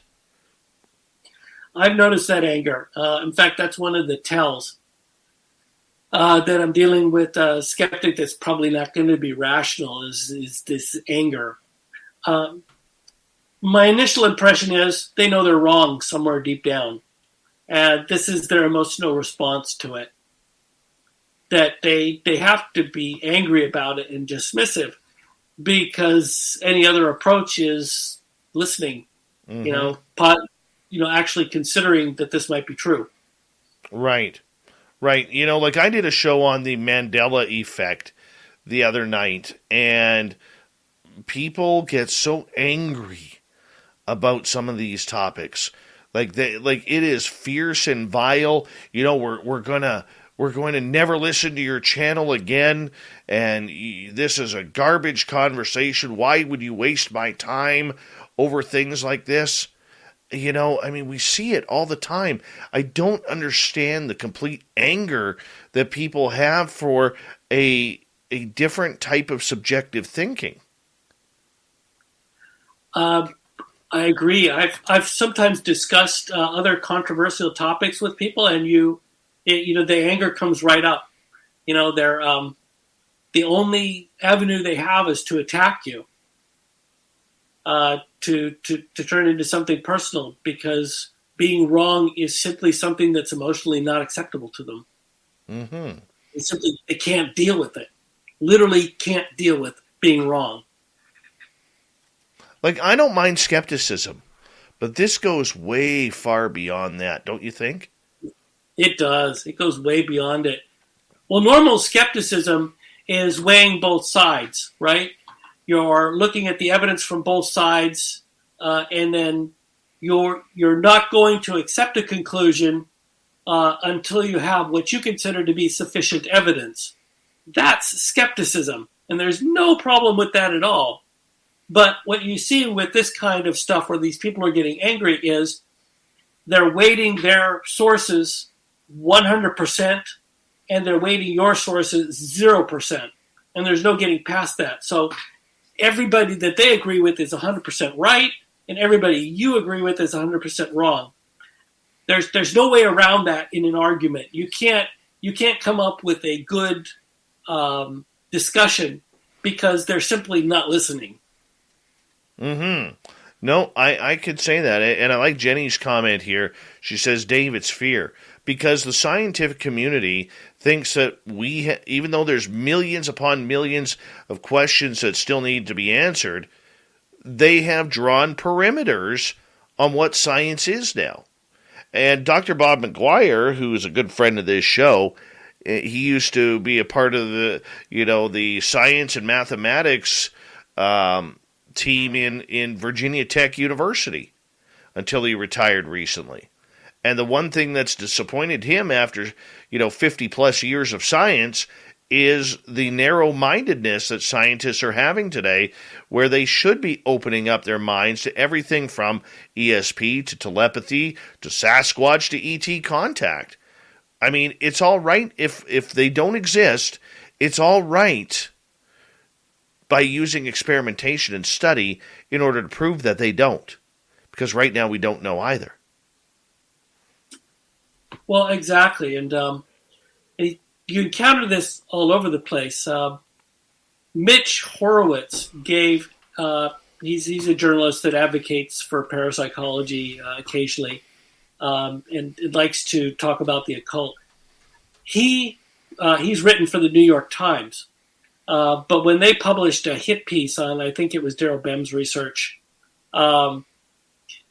because people were just going after him because he did a very good job. He wrote up he tried to do a response to that, and they ignored him. So the positive versions just get shut out. Mm. So I'm seeing a question here. What do I think of James? What do I think of the late James Randi? Yes. Great showman, terrible at psychic things. His challenge was based upon really, really faulty experiments to demonstrate psychic ability. It was basically the worst challenges possible. If you could design something to make sure that people failed, that was what he did. So nobody passed this test because he designed them that way. Why do you think he had? I mean, let's talk about anger. Why did you think James Randi had such an anger for people who claim to have abilities? From what I could see of Randi, this is pure speculation on my part. For him, he appeared to be somebody who kind of almost sociopathic tendencies of being grandiose, and the skeptic crowd looked upon him very favorably because he was telling them things that they wanted to hear. So his fame came from his skepticism. Although he was a very accomplished magician, as I understand, that's not, all of his money was coming from the skeptics. He created an organization to suck money out of them, and he took some, like $200,000 a year from it. In exchange, he created a super cheapo challenge for psychics that he could use as a publicity stunt. And so, part of this was his living. This is how he made his money. But, okay, look, I think he did a good thing in trying to expose a lot of people. There is, I know some people feel that, but you have to understand, he wasn't really exposing very many people, and because of his tactics and his lack of empathy and concern, he was throwing everybody under the bus. It's like there might be 3 people there that were legitimate frauds, but he threw 30 people under the bus with them. So, that's not really a good track record there. No, very true. Very, very true. We got about 6.5 minutes left with you tonight, and okay. Craig Weiler is with us here on Spaced Out Radio. Let's see in the audience here if we got some more questions for you regarding anything psychic or anything to do with abilities. And Evan wants to know, what is your opinion then of Uri Geller? That's a good one. So Uri Geller, it's my understanding, based upon some of the research I've done, that he did pass some tests for psychic ability way back in the day. So he's apparently legitimately psychic. He's also what's described as a trickster, which means that not everything he does is probably psychic, and it's hard to differentiate sometimes between what is the trickster part and what is actually psychic. He has this in common with a lot of physical medium. Today, what business needs most is creativity. So let's create AI with integrity, not bias. Security that hunts for threats in the wild. Cloud management that requires less management. And new ways for business to do business. Let's create, at scale, right now, together. Let's prototype, let's tweak, let's test, let's adapt. Let's create something that changes everything. IBM. Let's create. Learn more at IBM.com. Today, what business needs most is creativity. So let's create new possibilities, from intelligent automation to security that hunts for threats in the wild. Let's create something that changes everything. IBM. Let's create. Learn more at IBM.com. And this has been an issue with physical media research throughout history, is you run into a lot of people that are tricksters, which is to say they're partially psychic, and sometimes they have some really extraordinary psychic phenomena, but this is wrapped up in a little bit of fakery and showmanship. And sometimes it's hard to get the two separated so that you can see what's real. Okay. So when you get somebody like Uri Geller, who is claiming to bend spoons and everything, but has been, by some proven to be a hoax, I mean, where do we find the balance on this? Well, I have a bit of trouble with the people who are claiming it a hoax, and part of that issue is my long history with parapsychology, skepticism, and skepticism of psychics is that the skeptics are unreliable narrators. They can't be trusted to be objective. And so when they're claiming, oh, we've proved he's not, we've proved he's faking it and whatnot, you can't take them at face value. And you have to find out, well, what did they really discover? And oftentimes what you have is they say, well, we've been able to duplicate something that was like that. And so because we were able to duplicate something sort of like what he was doing, then he must have been doing that. And that's the assumption they're making. That assumption might not be true. He might be legitimately bending spoons. But because they've come up with something that's plausible, then that must be the truth. And that's how they sell that. So when you're dealing with people that claim that he's not legitimate, you have to treat that with skepticism as well.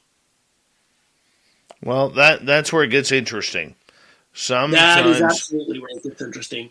All right, 3.5 minutes to go before we got to say goodnight to Craig here. And Samantha says, sometimes there are no real answers, I guess. We just need to learn to accept things sometimes? Yeah, with psychic ability, there is some ambiguity.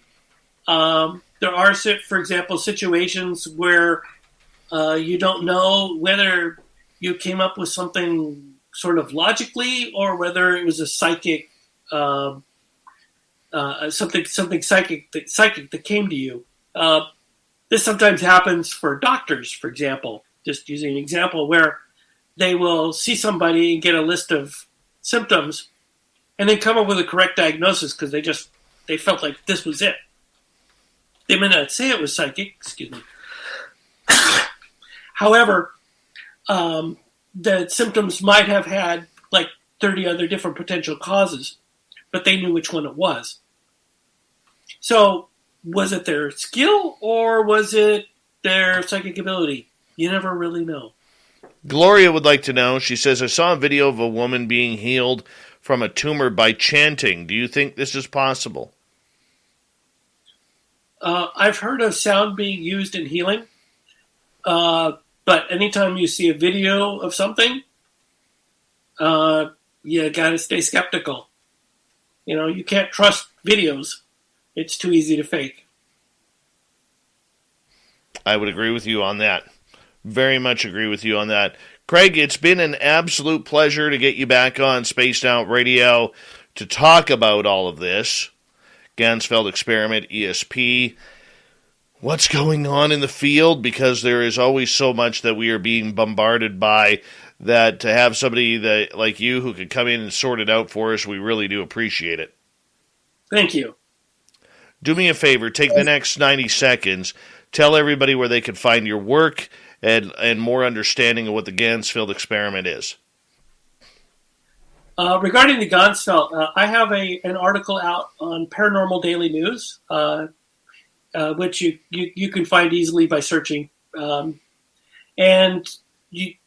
I do some writing for them. You can find several articles of mine on Paranormal Daily News. I'm also on Twitter, Craig Weiler. It's fairly easy to find there too. And I've done some writing on Quora. I manage a I manage a parapsychology space on Quora, where I post some parapsychology related information there too. And I also have a book, Psy Wars, TED, Wikipedia, and the Battle for the Internet.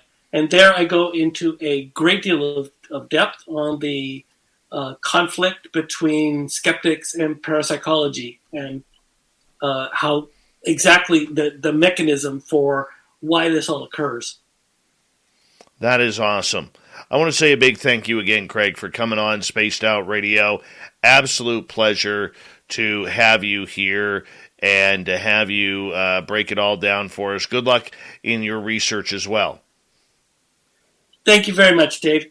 It's been a real honor to be on your show. I really enjoyed it tonight. Thank you very, very much. Appreciate that. Craig Weiler, everybody. Coming up next, we have Swamp Dweller with another amazing story. Super Duke with the Cryptid Report, and it's Dave 101 night.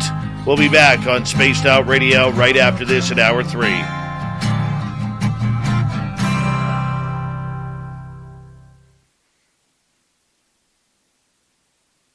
Great show, Craig. Great show. Well, thank you, Dave. I had a wonderful time. Thank you very much for having me. Appreciate it. We'll let you go here, and we'll do it again, man. We promise. We will. All right. Thank you very much. Take care. Good night. Craig Weiler, everybody, as we bring in Super Duke from World Bigfoot Radio. And we're glad to have you here, Super Duke. Howdy, everybody. Hope you're all doing good tonight. I'm going to fill up my water again. I'm dying of thirst after pounding back that pizza, so I'll be right back. My psychic prediction is Dave will gain 1.5 pounds by morning, based on him eating an entire pizza and drinking lots of water.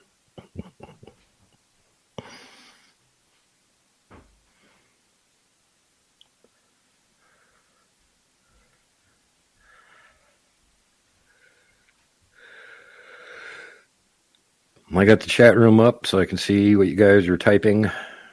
Howdy, everybody. Hey, Steve. Hey, Dee. Jenny L. Menial Scientist. Evan. Everything likes pizza. Even horses eat pizza. Julie.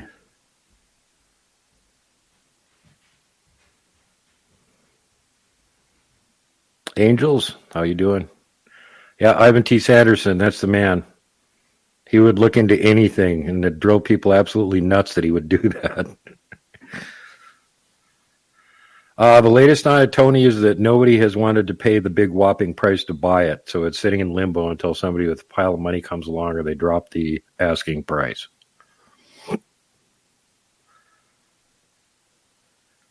Hey, Black Dragon.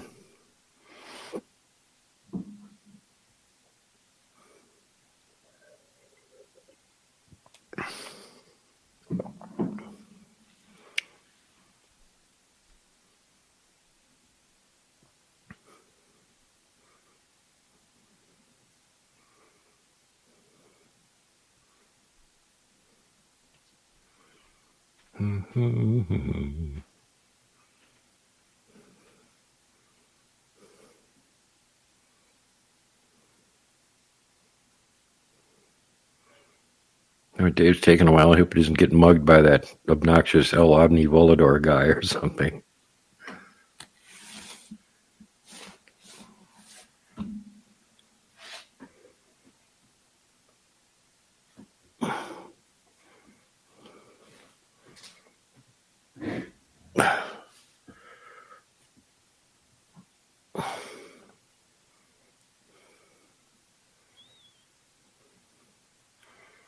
Yes, Kara, this is my coffee mug. Let's get over here. You guys can see it. Ooh, coffee.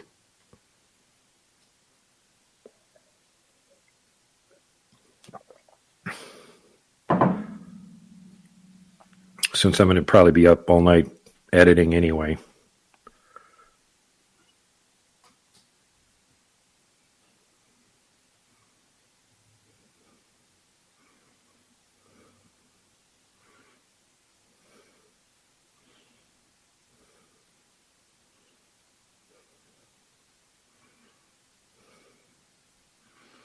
Yeah, Art Bell stuff is classic, Evan. He's got some great shows. A bunch of those you listen to 20 times, and they're still fun to listen to.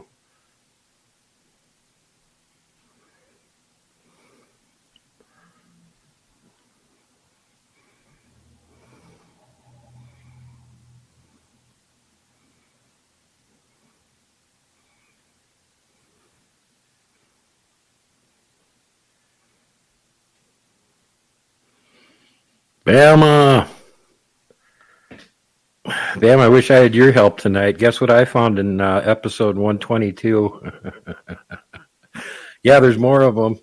I was going through putting together a best of episode, and yep, zoomed right in on another little one laying on the ground. You can see both of his eyes, and there's another larger one to his right, and there's an even bigger one to his left behind a big tree trunk that he's laying down next to. But it's so far out of focus at that point, you can't make out anything. But you can sure see his face and his little eyes. How's it going, Super Duke? Doing good, bud. I'm starting to feel like shit after pounding that pizza. Not gonna lie. Yeah, I just gave my psychic prediction that you're going to gain 1.5 pounds by morning. Oh, no, I gained about a little bit more than that tonight. How stupid could I be? Absolutely blew my diet tonight. Yeah, that's no big deal as long as you don't do it every night. Oh, I feel like crap right now. Yeah, that'll remind you to not do that again. Yeah. It seemed like such a good idea. Eating that much pizza all at one time anymore. God, it seemed like such a good idea at the time. Oh. I'm on my third glass of water, and actually, that's about 6 glasses because I got this filled. Pizza coma. Oh, my God. It's terrible. How stupid could I be? Hi, lovely Lavira. How you doing? Good old Sir Duke. Yeah, the old Super Duke. Big thank you tonight to Dogface, Dan, Pam, Aiden, Shelley, and Flash Forward for the amazing super chats. We really do appreciate the love and support on this show, so thank you so much for everything that you guys do. Yes, I have a carb overload right now. I feel disgusting, but we're going to go through. We must battle here. Here we go.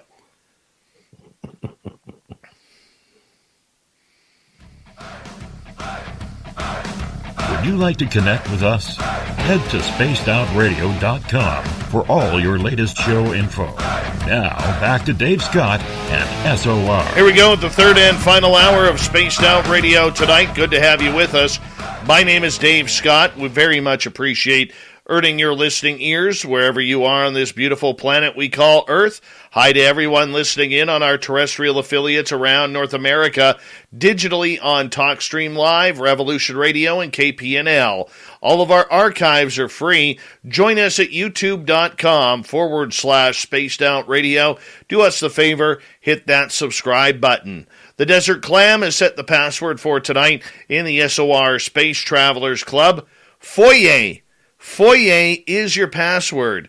Use it wisely, space travelers, as the Clam sets the password each and every night right here on Spaced Out Radio. Our website is spacedoutradio.com.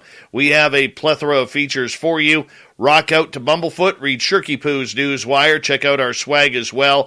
Follow us on Twitter at Spaced Out Radio, Instagram at Spaced Out Radio Show, and on TikTok at Spaced Out Radio.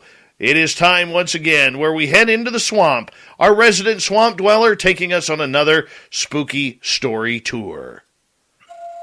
Hi, Spaced Out Radio listeners. This is Swamp Dweller. It's time for your nightly dose of spookiness on the show. If you have an interesting encounter or a spooky story that you would like to share, be sure to submit them in at swampdweller.net. You can also find our YouTube channel at youtube.com/swampdwellerreads. Now, let's chill out, relax, and together, let's enter the swamp.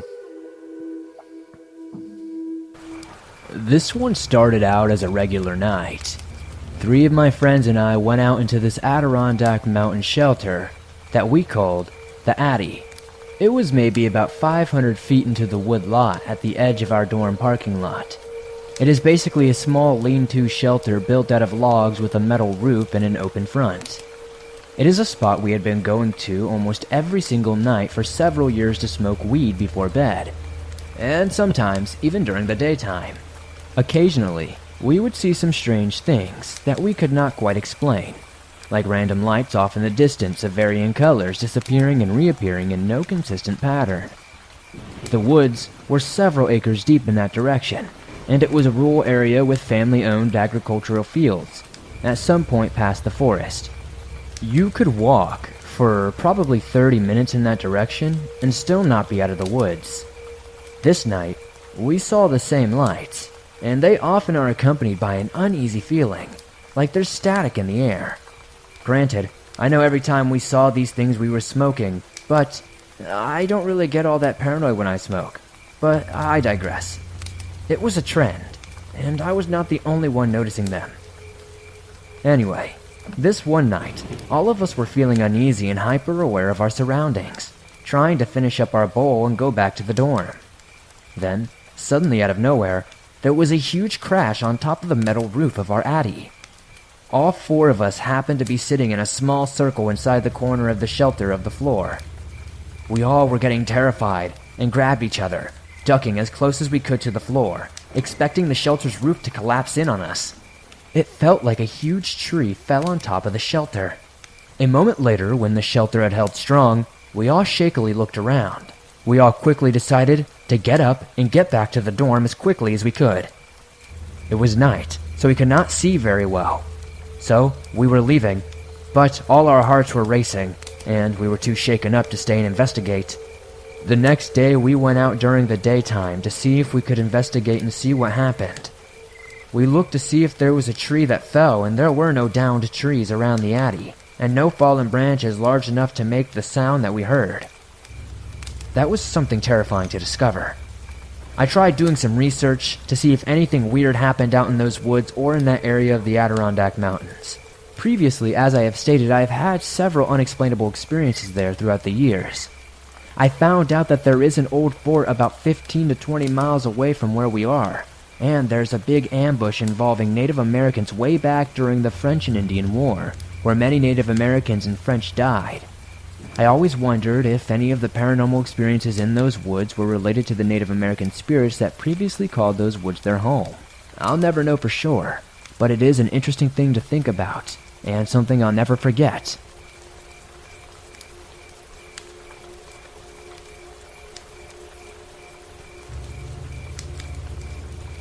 This happened to me and a close friend. We are both 23-year-old males. This happened just last month. We decided to go on a 2-night backpacking and camping trip in the Adirondack Mountains of New York. We are both extremely comfortable with nature and spend a lot of time camping, hunting, fishing, etc. We hiked about 5 miles into a small lake and set up camp on a small beach. This was not a heavily trafficked area, and we did not expect to see or to run into anybody else. Our first night there was just us sitting around the fire. We saw a flashlight moving on the other side of the lake at around 10:30. This was unusual. However, we did not think too terribly much of it at the time. But as time went on, this flashlight kept moving around the lake, getting closer to our campsite. We kept discussing who could possibly be wandering around the woods in the middle of the night, and we did not particularly want an unwelcomed guest. Once it was clear that the person, or people, was heading for our campsite, we moved off into the woods nearby to see who wandered up. I took a small axe with me, and my friend had a .22 rifle. Now, we were not expecting trouble, and we certainly did not want to make any. but we figured we might as well cover our bases. Now, the moment of truth. The flashlight comes near the light of our fire, and it is just one lone man. He has a beard and is probably in his mid-40s or so.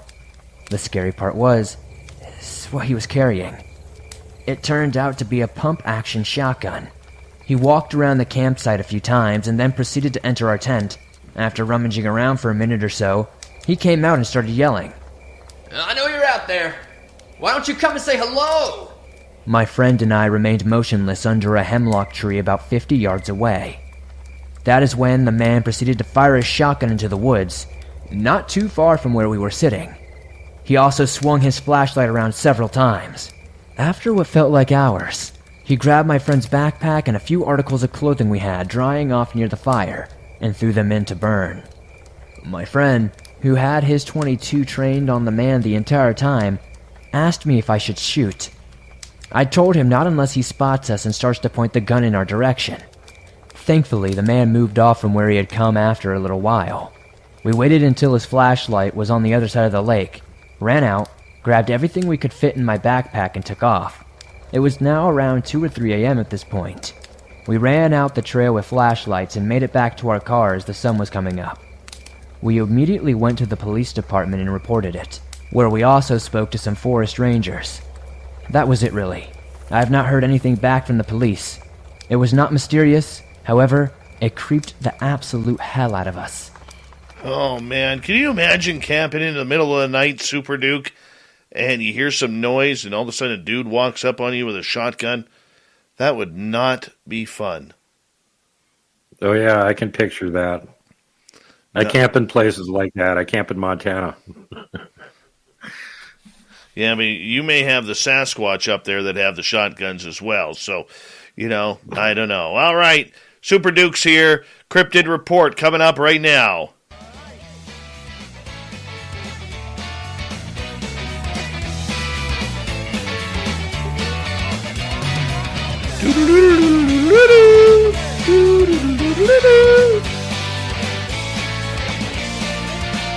All right, Super Duke from World Bigfoot Radio on YouTube. Make sure you head on over to World Bigfoot Radio, hit that subscribe button, Duke, and I would really appreciate it. Today, what business needs most is creativity. So let's create AI with integrity, not bias. Security that hunts for threats in the wild. Cloud management that requires less management. And new ways for business to do business. Let's create, at scale, right now, together. Let's prototype, let's tweak, let's test, let's adapt. Let's create something that changes everything. IBM. Let's create. Learn more at IBM.com. Today, what business needs most is creativity. So let's create AI with integrity, not bias. Security that hunts for threats in the wild. Cloud management that requires less management. And new ways for business to do business. Let's create, at scale, right now, together. Let's prototype, let's tweak, let's test, let's adapt. Let's create something that changes everything. IBM. Let's create. Learn more at IBM.com. And Duke always comes in with another historic cryptid report. And where are we going this time, Duke? Oh, we're going to actually hit some old native legends. And before I get to that, I remind everybody that you had a cameo in the last show I put out. Oh, did I? 129 Part 1. It was the same cameo you had in the previous one, but this was in the context of this was for the expedition, whereupon we were sitting around watching you and talking to you in chat, and you came on and gave us the rah-rah team, and we filmed it. And then this is the expedition that happened the next day and the following day and the day after that.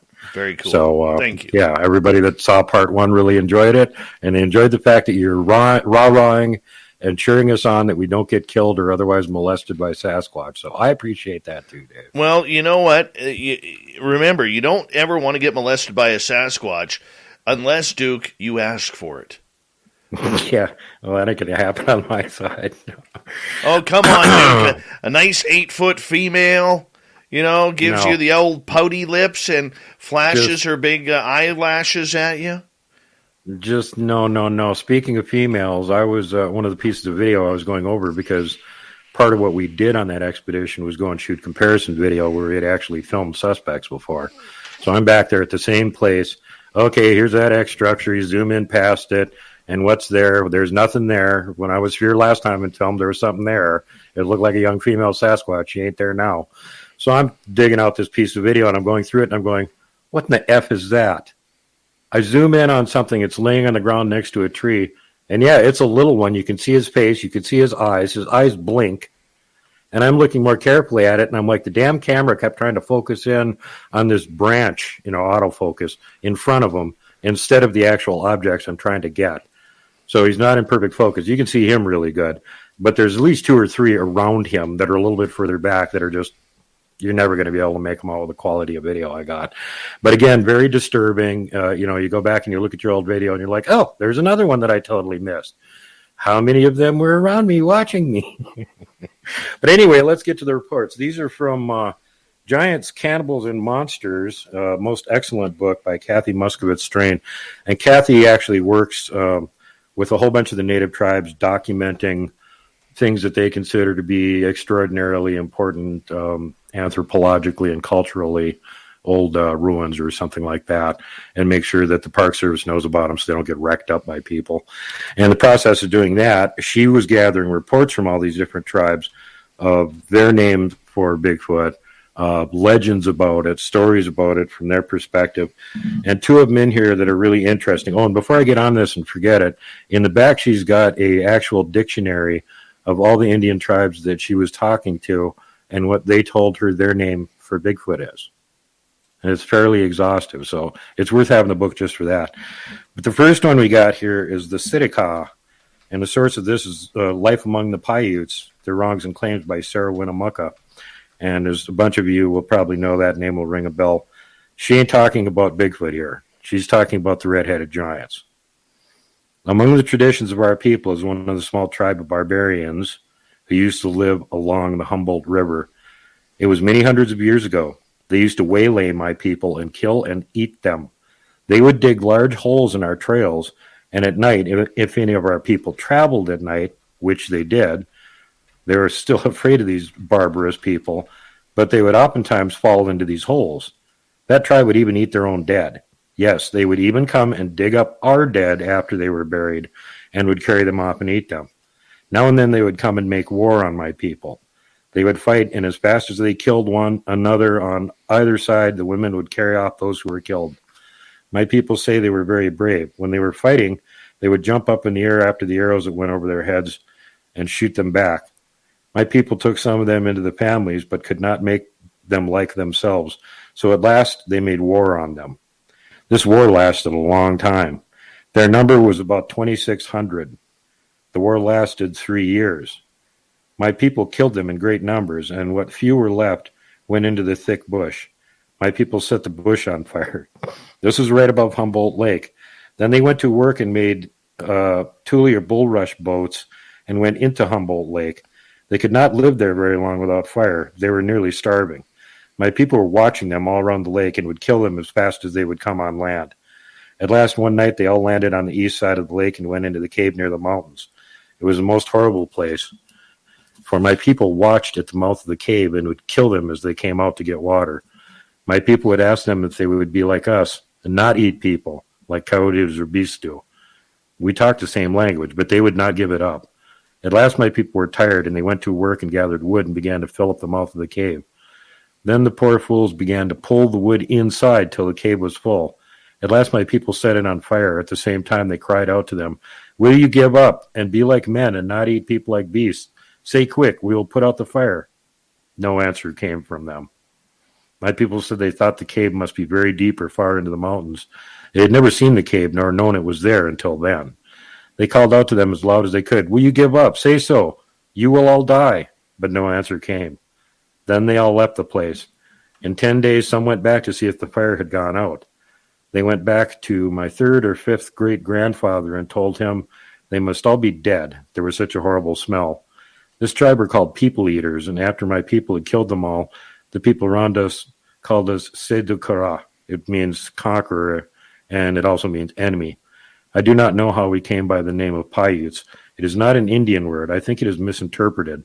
Sometimes we are called pine nut eaters, for we are the only tribe that lives in the country where pine nuts grow. My people say the tribe we exterminated had reddish hair, red-haired giants. I have some of their hair, which has been handed down from father to son. I have a dress which has been in our family a great many years, trimmed with this reddish hair.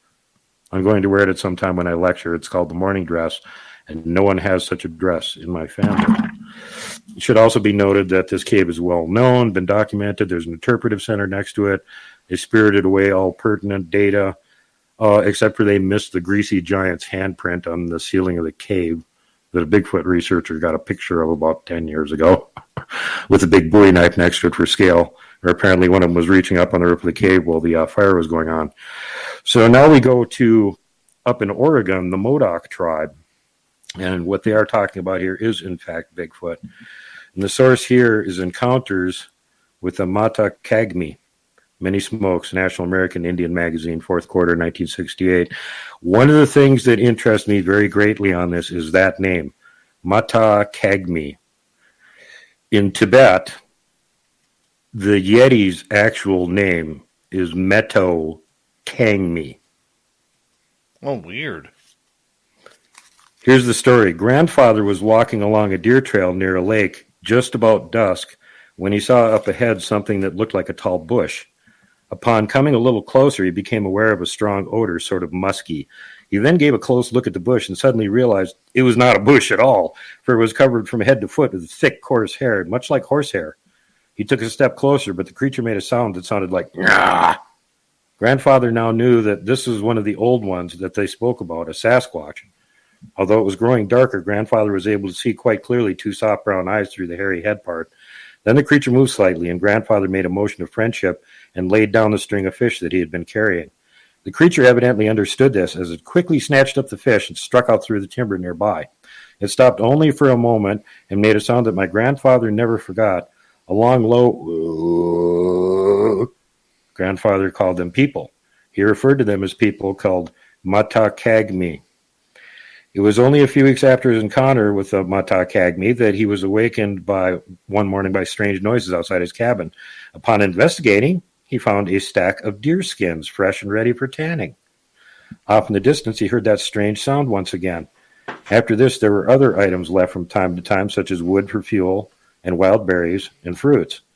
It was a few years later that Grandfather had his second but far more amazing contact with the Sasquatch. A timber rattler had struck him in the leg while guiding men searching for gold.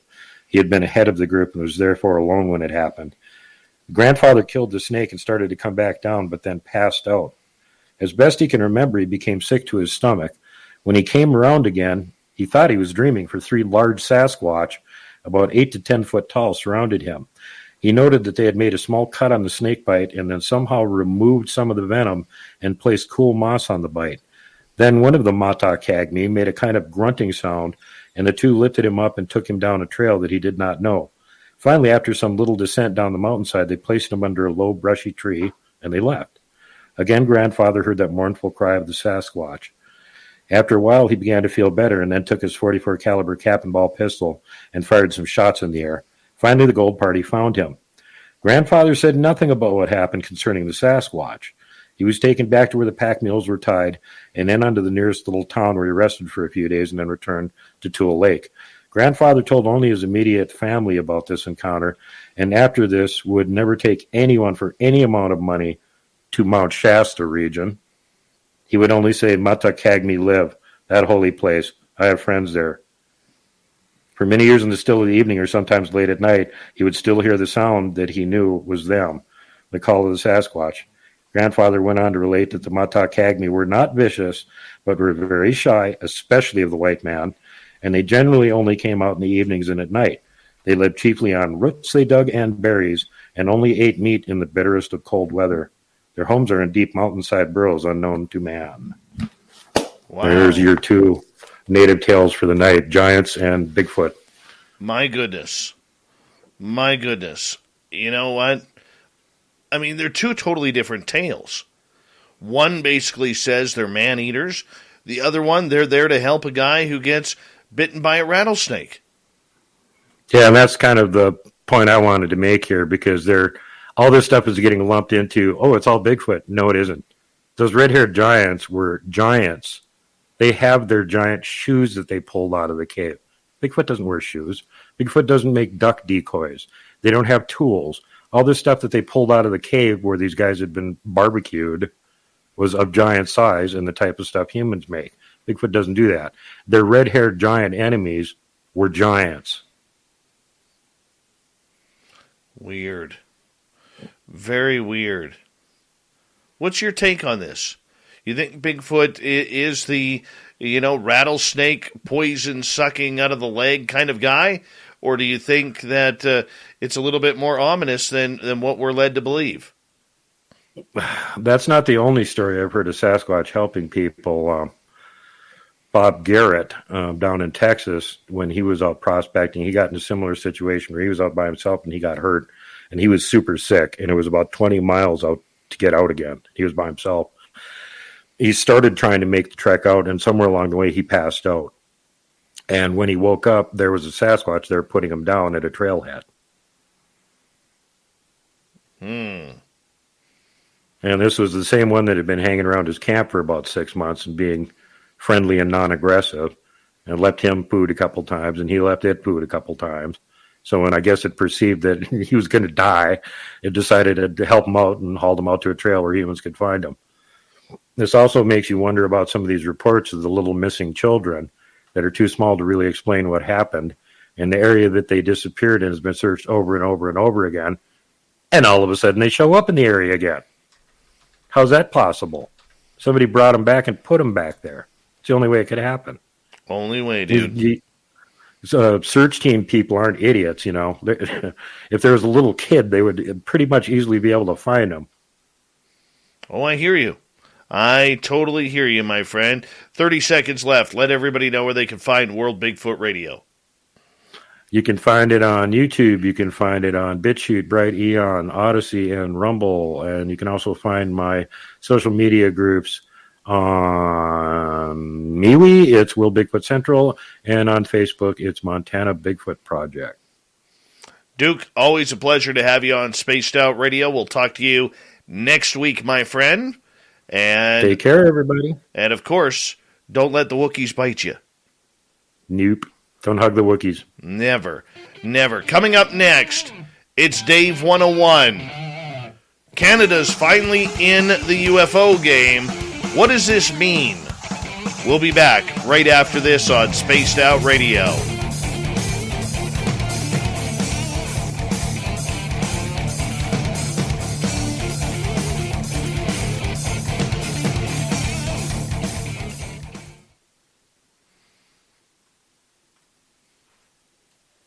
John Music has a question for you.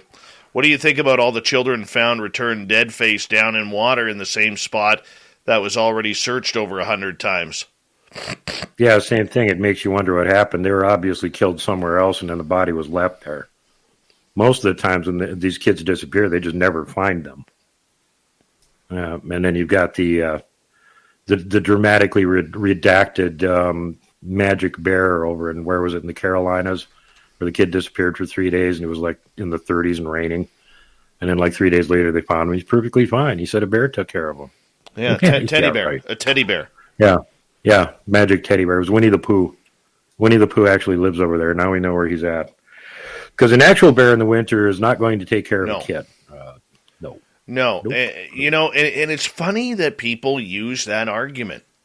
You can tell anybody who uses that argument that a bear in the middle of winter waking up they're angry, they're pissed off, and they are extremely hungry. Yeah. Extremely. There's only two reasons that a bear wakes up during the winter other than being messed with by something. One of them is because they have to void their balls, and the other one is because they're hungry and they want a snack. Mm-hmm. Other than that, they don't wander around during the winter. Yeah. So, not going to be bringing a kid back to the cave and feeding him berries and keeping him out of the rain and bringing him back and dropping him off where the humans can find him again. Sorry. In a briar patch or a briar patch that had already been searched 5 times. Yeah. And it was extremely close to where the kid had wandered off initially, too. Keeping that in mind.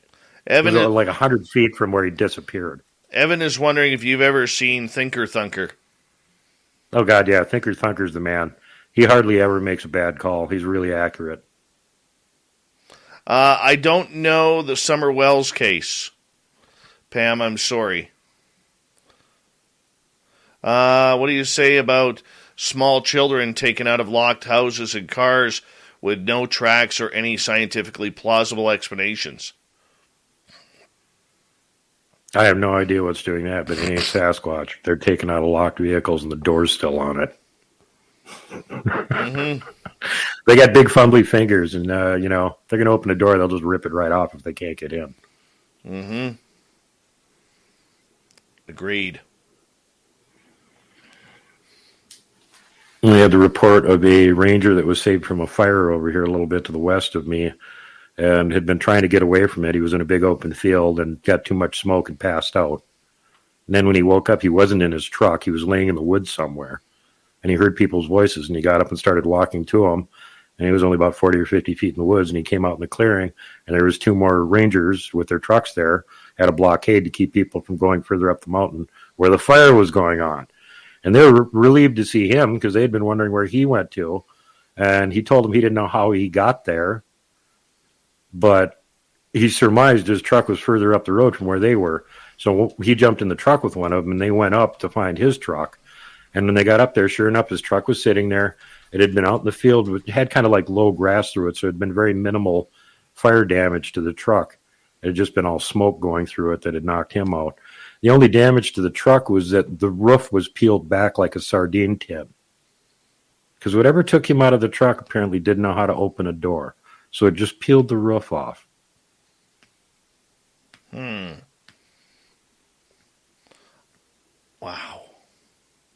He was a little surprised and kind of alarmed, and so was the guy that was with him.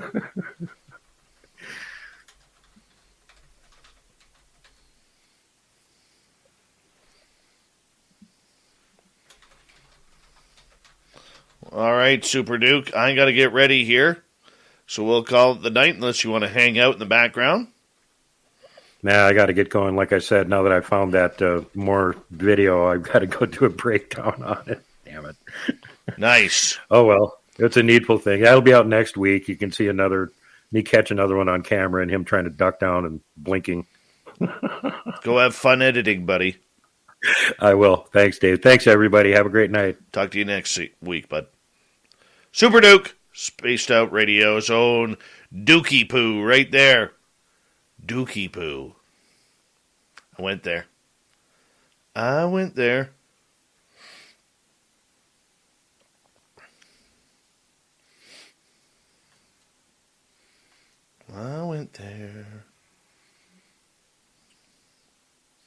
All right, 20 seconds. Big thank you to Flash Forward, Shelly, Aiden, Pam, Dan, and Dogface for the awesome super chats. Really appreciate everyone. Here we go in about 10 seconds.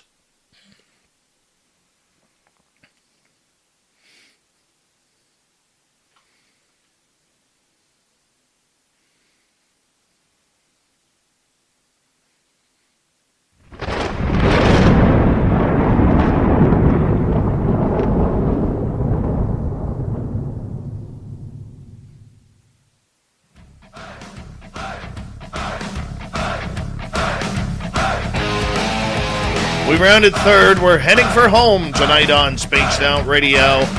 Thank you so much for joining us. My name is Dave Scott. Appreciate each and everything that you guys do for us on each and every night here while we're on the air with you. Want to say hello to everyone listening in on our terrestrial affiliates around North America, digitally on TalkStream Live, Revolution Radio, and KPNL. All of our archives are free. Join us at youtube.com/Spaced Out Radio. Do us the favor, hit that subscribe button. Yep, our website, spacedoutradio.com. We have a plethora of features for you. Rock out to Bumblefoot, read Shirky Poo's Newswire, check out our swag as well. Follow us on Twitter at Spaced Out Radio, Instagram at Spaced Out Radio Show, and on TikTok at Spaced Out Radio.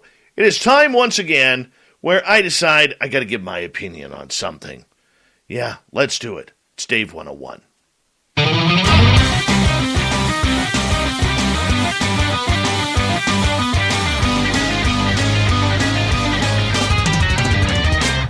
time for Dave 101.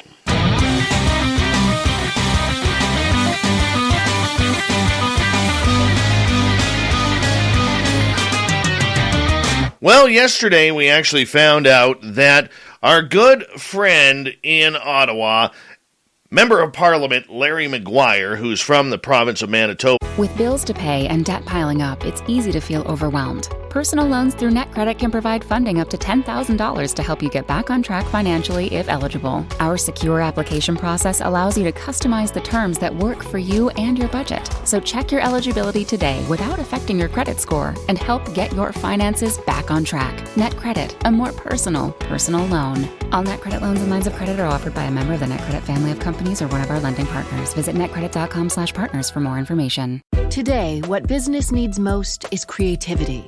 So let's create AI with integrity, not bias. Security that hunts for threats in the wild. Cloud management that requires less management. And new ways for business to do business.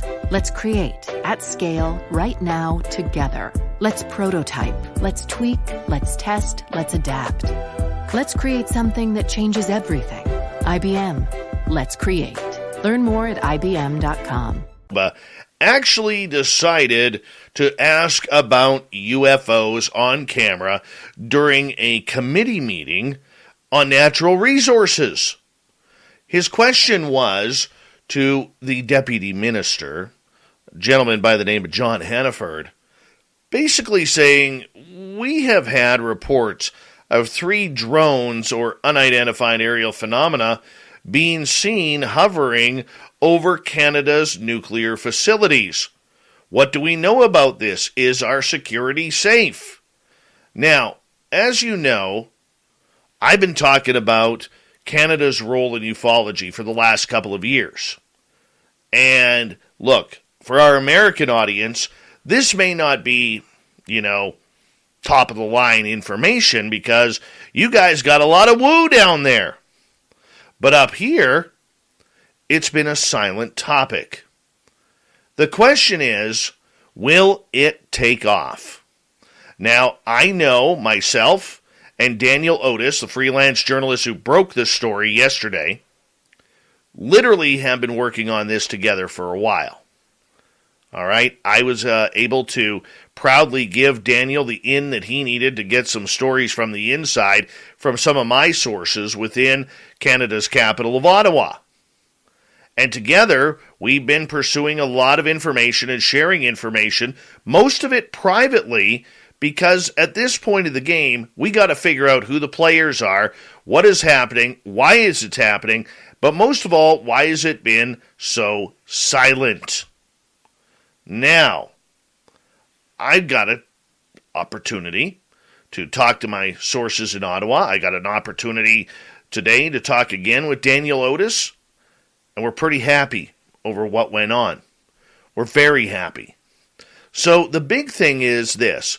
Why does it mean so much? Well, there are a number of reasons. Canada has a long history of being involved in the UFO field. Okay, this goes back to a gentleman named Wilbur Smith back in the 50s and 60s, whom the American government would actually call on to give UFO information to their own spooks. Now, there are a bunch of different projects, a bunch of top secret events that have happened since then. Everything from Project Blue Book to Project Sign to Project everything. But where is Project Dammit Canada Get Off Your Asses and Get Into the UFO Game? This is what MP Larry Maguire has done.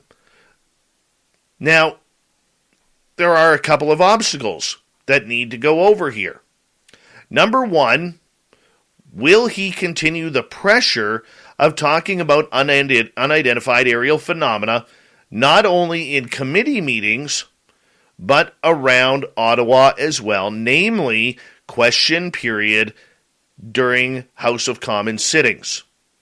This is where it would make the most impact. Let us hope he does. Number 2, will the Canadian media catch on?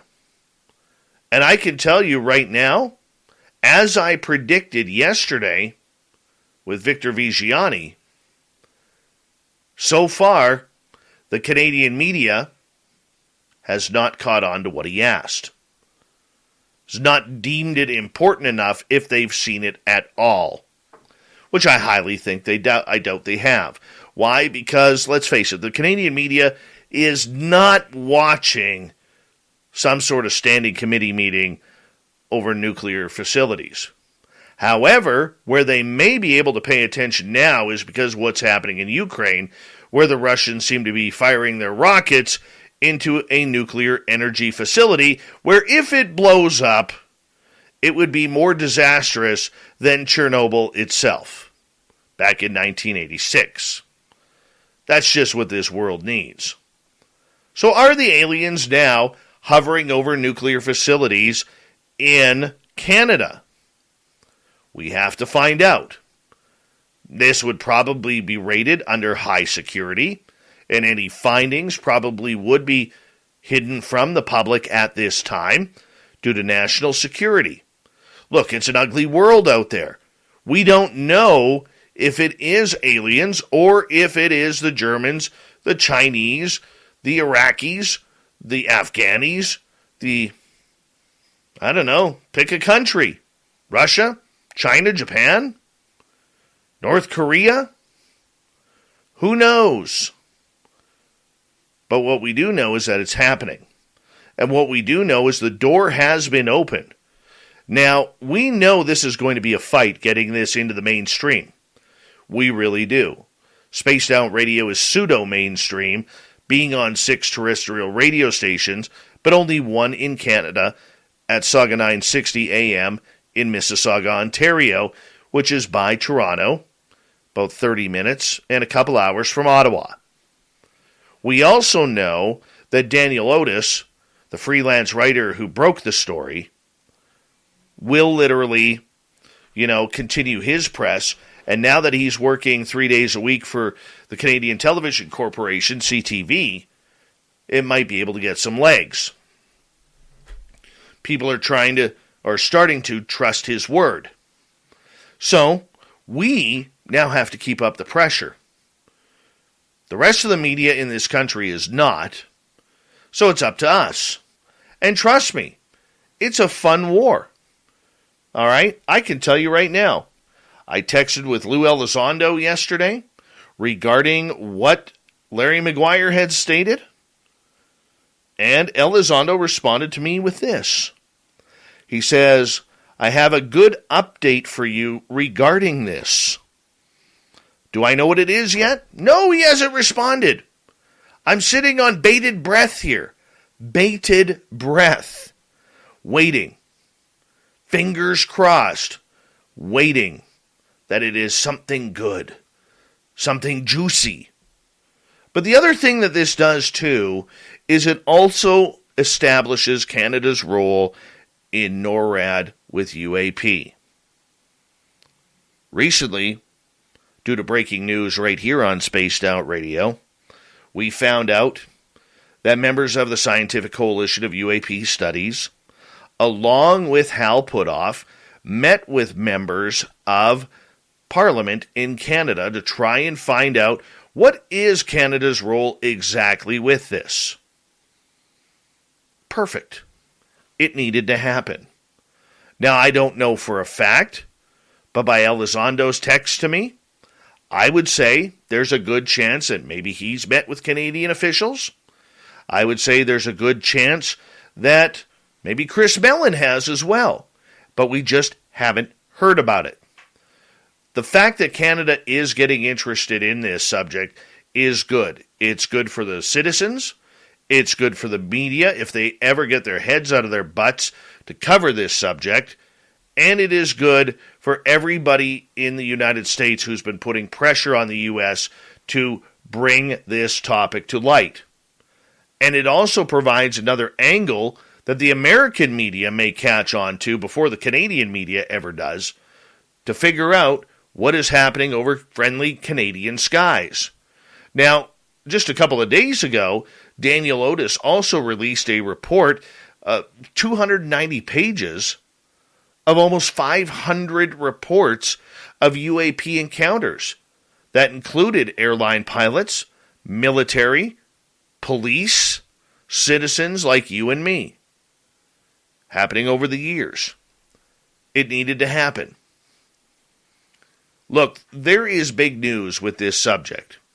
We all know it's getting buried. It will be buried because it's not as juicy as Ukraine right now versus Russia. It's not as juicy as COVID, even though COVID is winding down everywhere on this planet except my province of British Columbia and maybe California.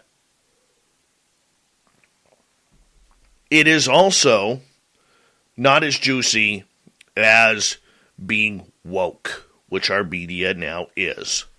And you may disagree with me. You'll be like, how dare you, Dave, say that? Hey, I'm a former member of the mainstream media. I remember when a newsroom used to call a story point and counterpoint when they used to report on stories that actually affected people, and they weren't reporting on the I'm offended crowd on a daily basis. Not at all. They were about getting news out, not opinion.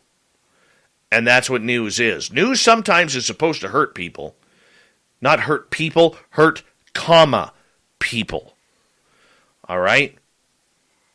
The news isn't supposed to be comfortable. It isn't supposed to be woke about safety rooms in universities, about whether or not, we should be killing pipelines, whether or not we should be killing animals for food. All right? It's not about that. The news is about telling stories that are affecting people around your area. That's what it is. It's not about feelings. It is supposed to be cold. It is supposed to be uncomfortable. It is supposed to be for everyone. It is also supposed to be the voice and ears of the population and not segregated groups. That's what it's about. So, if the media is smart in Canada, which they are not, especially around UFOs, they will not pick this up. They should. They should be paying attention because between myself, Victor Vigiani, and Daniel Otis, this story has traction. We messaged on Twitter and via email dozens of media outlets and journalists across Canada to say, hey, Canada just got in the UFO game. We were met with silence. And that's not very comfortable, especially on a topic such as this. Now, look, I understand that there are not very many people passionate about this subject as much as I am, or as much as Victor Vigiani or Daniel Otis.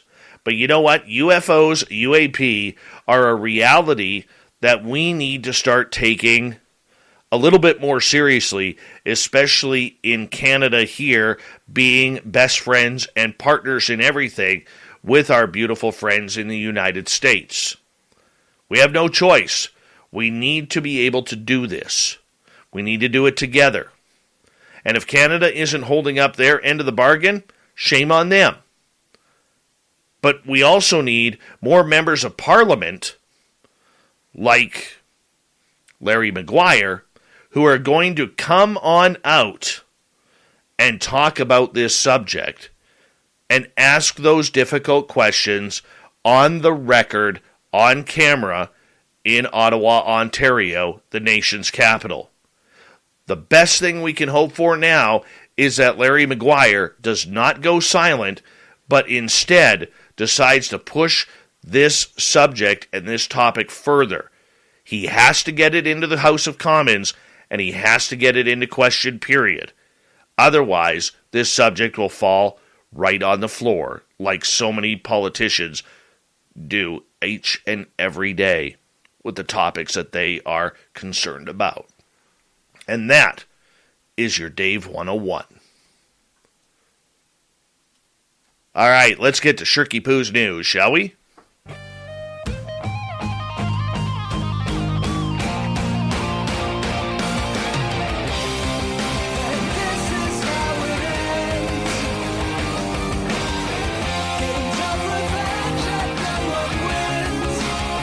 All right, let's see what Shirky Poo has for us tonight. A woman claims to have experienced her first alien encounter during the COVID lockdown, and now the aliens won't leave her alone. Yet she has taken some incredible, mysterious footage of lights that she is convinced are UFOs. Lily Nova, who's from Missouri, and we're going to try and get her on this show, says she had her first extraterrestrial encounter at the end of 2020 after taking up astrophotography during the lockdown to cure boredom.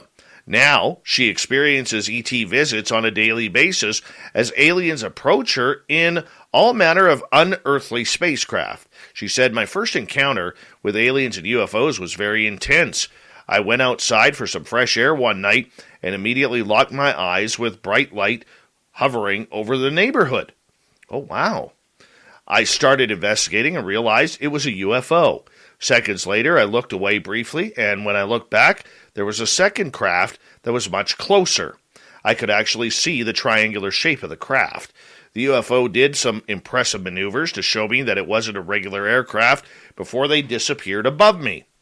It really spooked me because aliens and UFOs aren't something I have thought about much before. It was a total reality-shifting experience.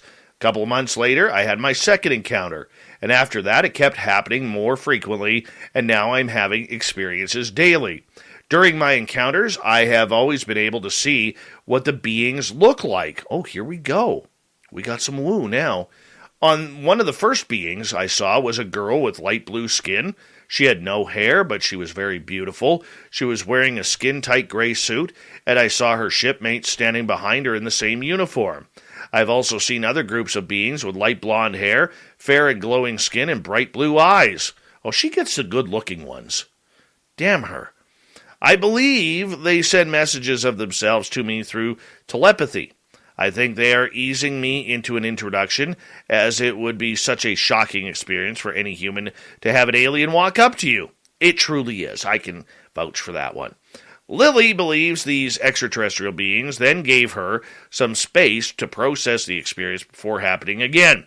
She added, "I abandoned my career as a nutritionist because it was overtaken by my passion to find out more about UFOs and aliens.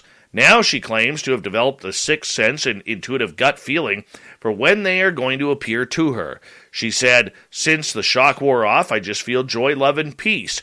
They are beautiful and positive experiences. Sometimes I even bawl my eyes out crying while it's happening. I believe that they have come to me because I believe in them. I am open-minded and I am welcoming them towards me. It has been a fascinating journey to learn about the experiences and to create the incredible connection that has been formed." Yeah, we got to get her on the air. I've already sent her messages personally. Got to do this. All right. For some men, this is going to be a dream. For others, they're going to be like, "Oh no, this is way too much." Yep, it's a 3-for-1 deal marriage. Triplet sisters in the Democratic Republic of Congo all proposed to the same man on the same day. Although he almost fainted by the polygamy request, the man eventually said yes to all three, to his parents' shock. "My parents don't understand what I'm doing," says the man, only identified as Luizo. He added to his family that they didn't attend the wedding. Why not? I guess they didn't like all that love. So the colorful ceremony took place in the town of Kalele in South Kivu province, and their story was detailed earlier this week by Afromax English, a video viral special. Oh, look at those brides. They are beautiful. Absolutely beautiful. Luizo first met Natalie on social media, fell head over heels for her. When he visited her home, he found out she had two identical sisters, Nadije and Natasha. Soon, all three were smitten with him.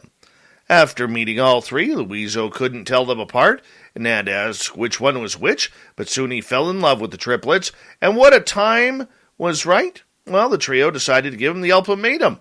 "When we told him he had to marry all of us, he was shocked," said one of the wives, "but because he had already fallen in love with all of us, nothing could stop our plans since we are so in love with him."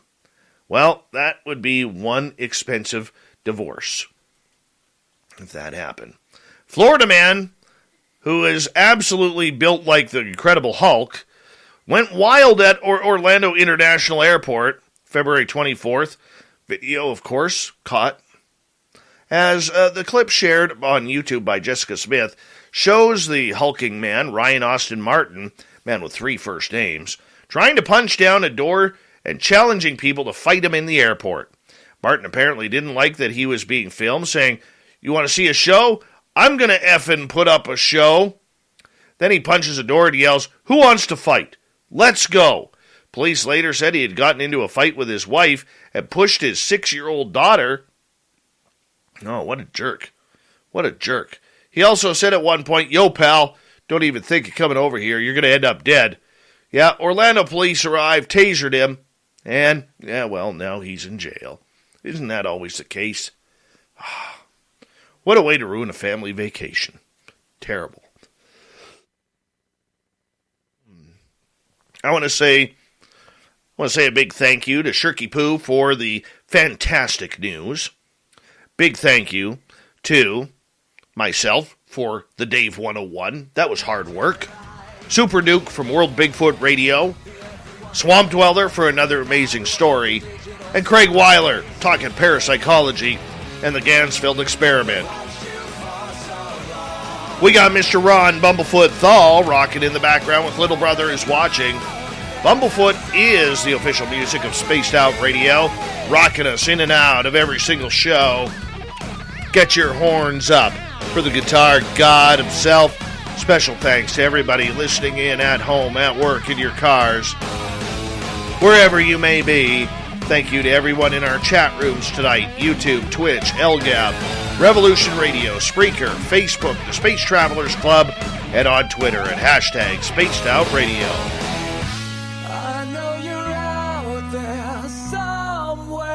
This show is copyright by Spaced Out Radio and SOR Media Ventures Limited. Thank you so much for choosing to share your evening with us. Because together, my friends, make a mistake, we're watching. We own the night. We watched you for so long. We wait for you to fall. We will expose you. Mr. Bumblefoot, take us home, will ya? Yes, the Woo Train has docked for the night. But soon, my friends, we shall ride again. Your seats are always available. Your tickets never expire. And if you want to bring a friend, bring them. We got room. Good night.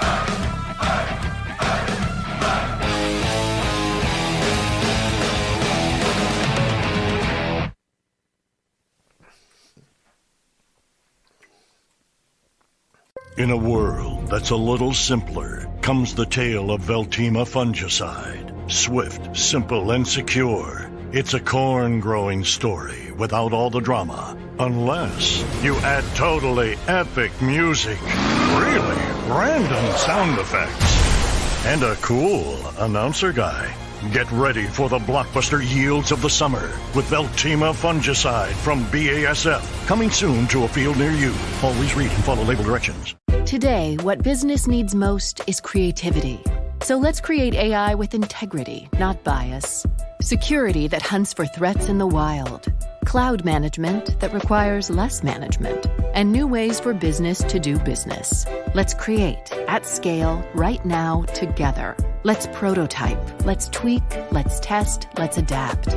Let's create something that changes everything. IBM. Let's create. Learn more at IBM.com.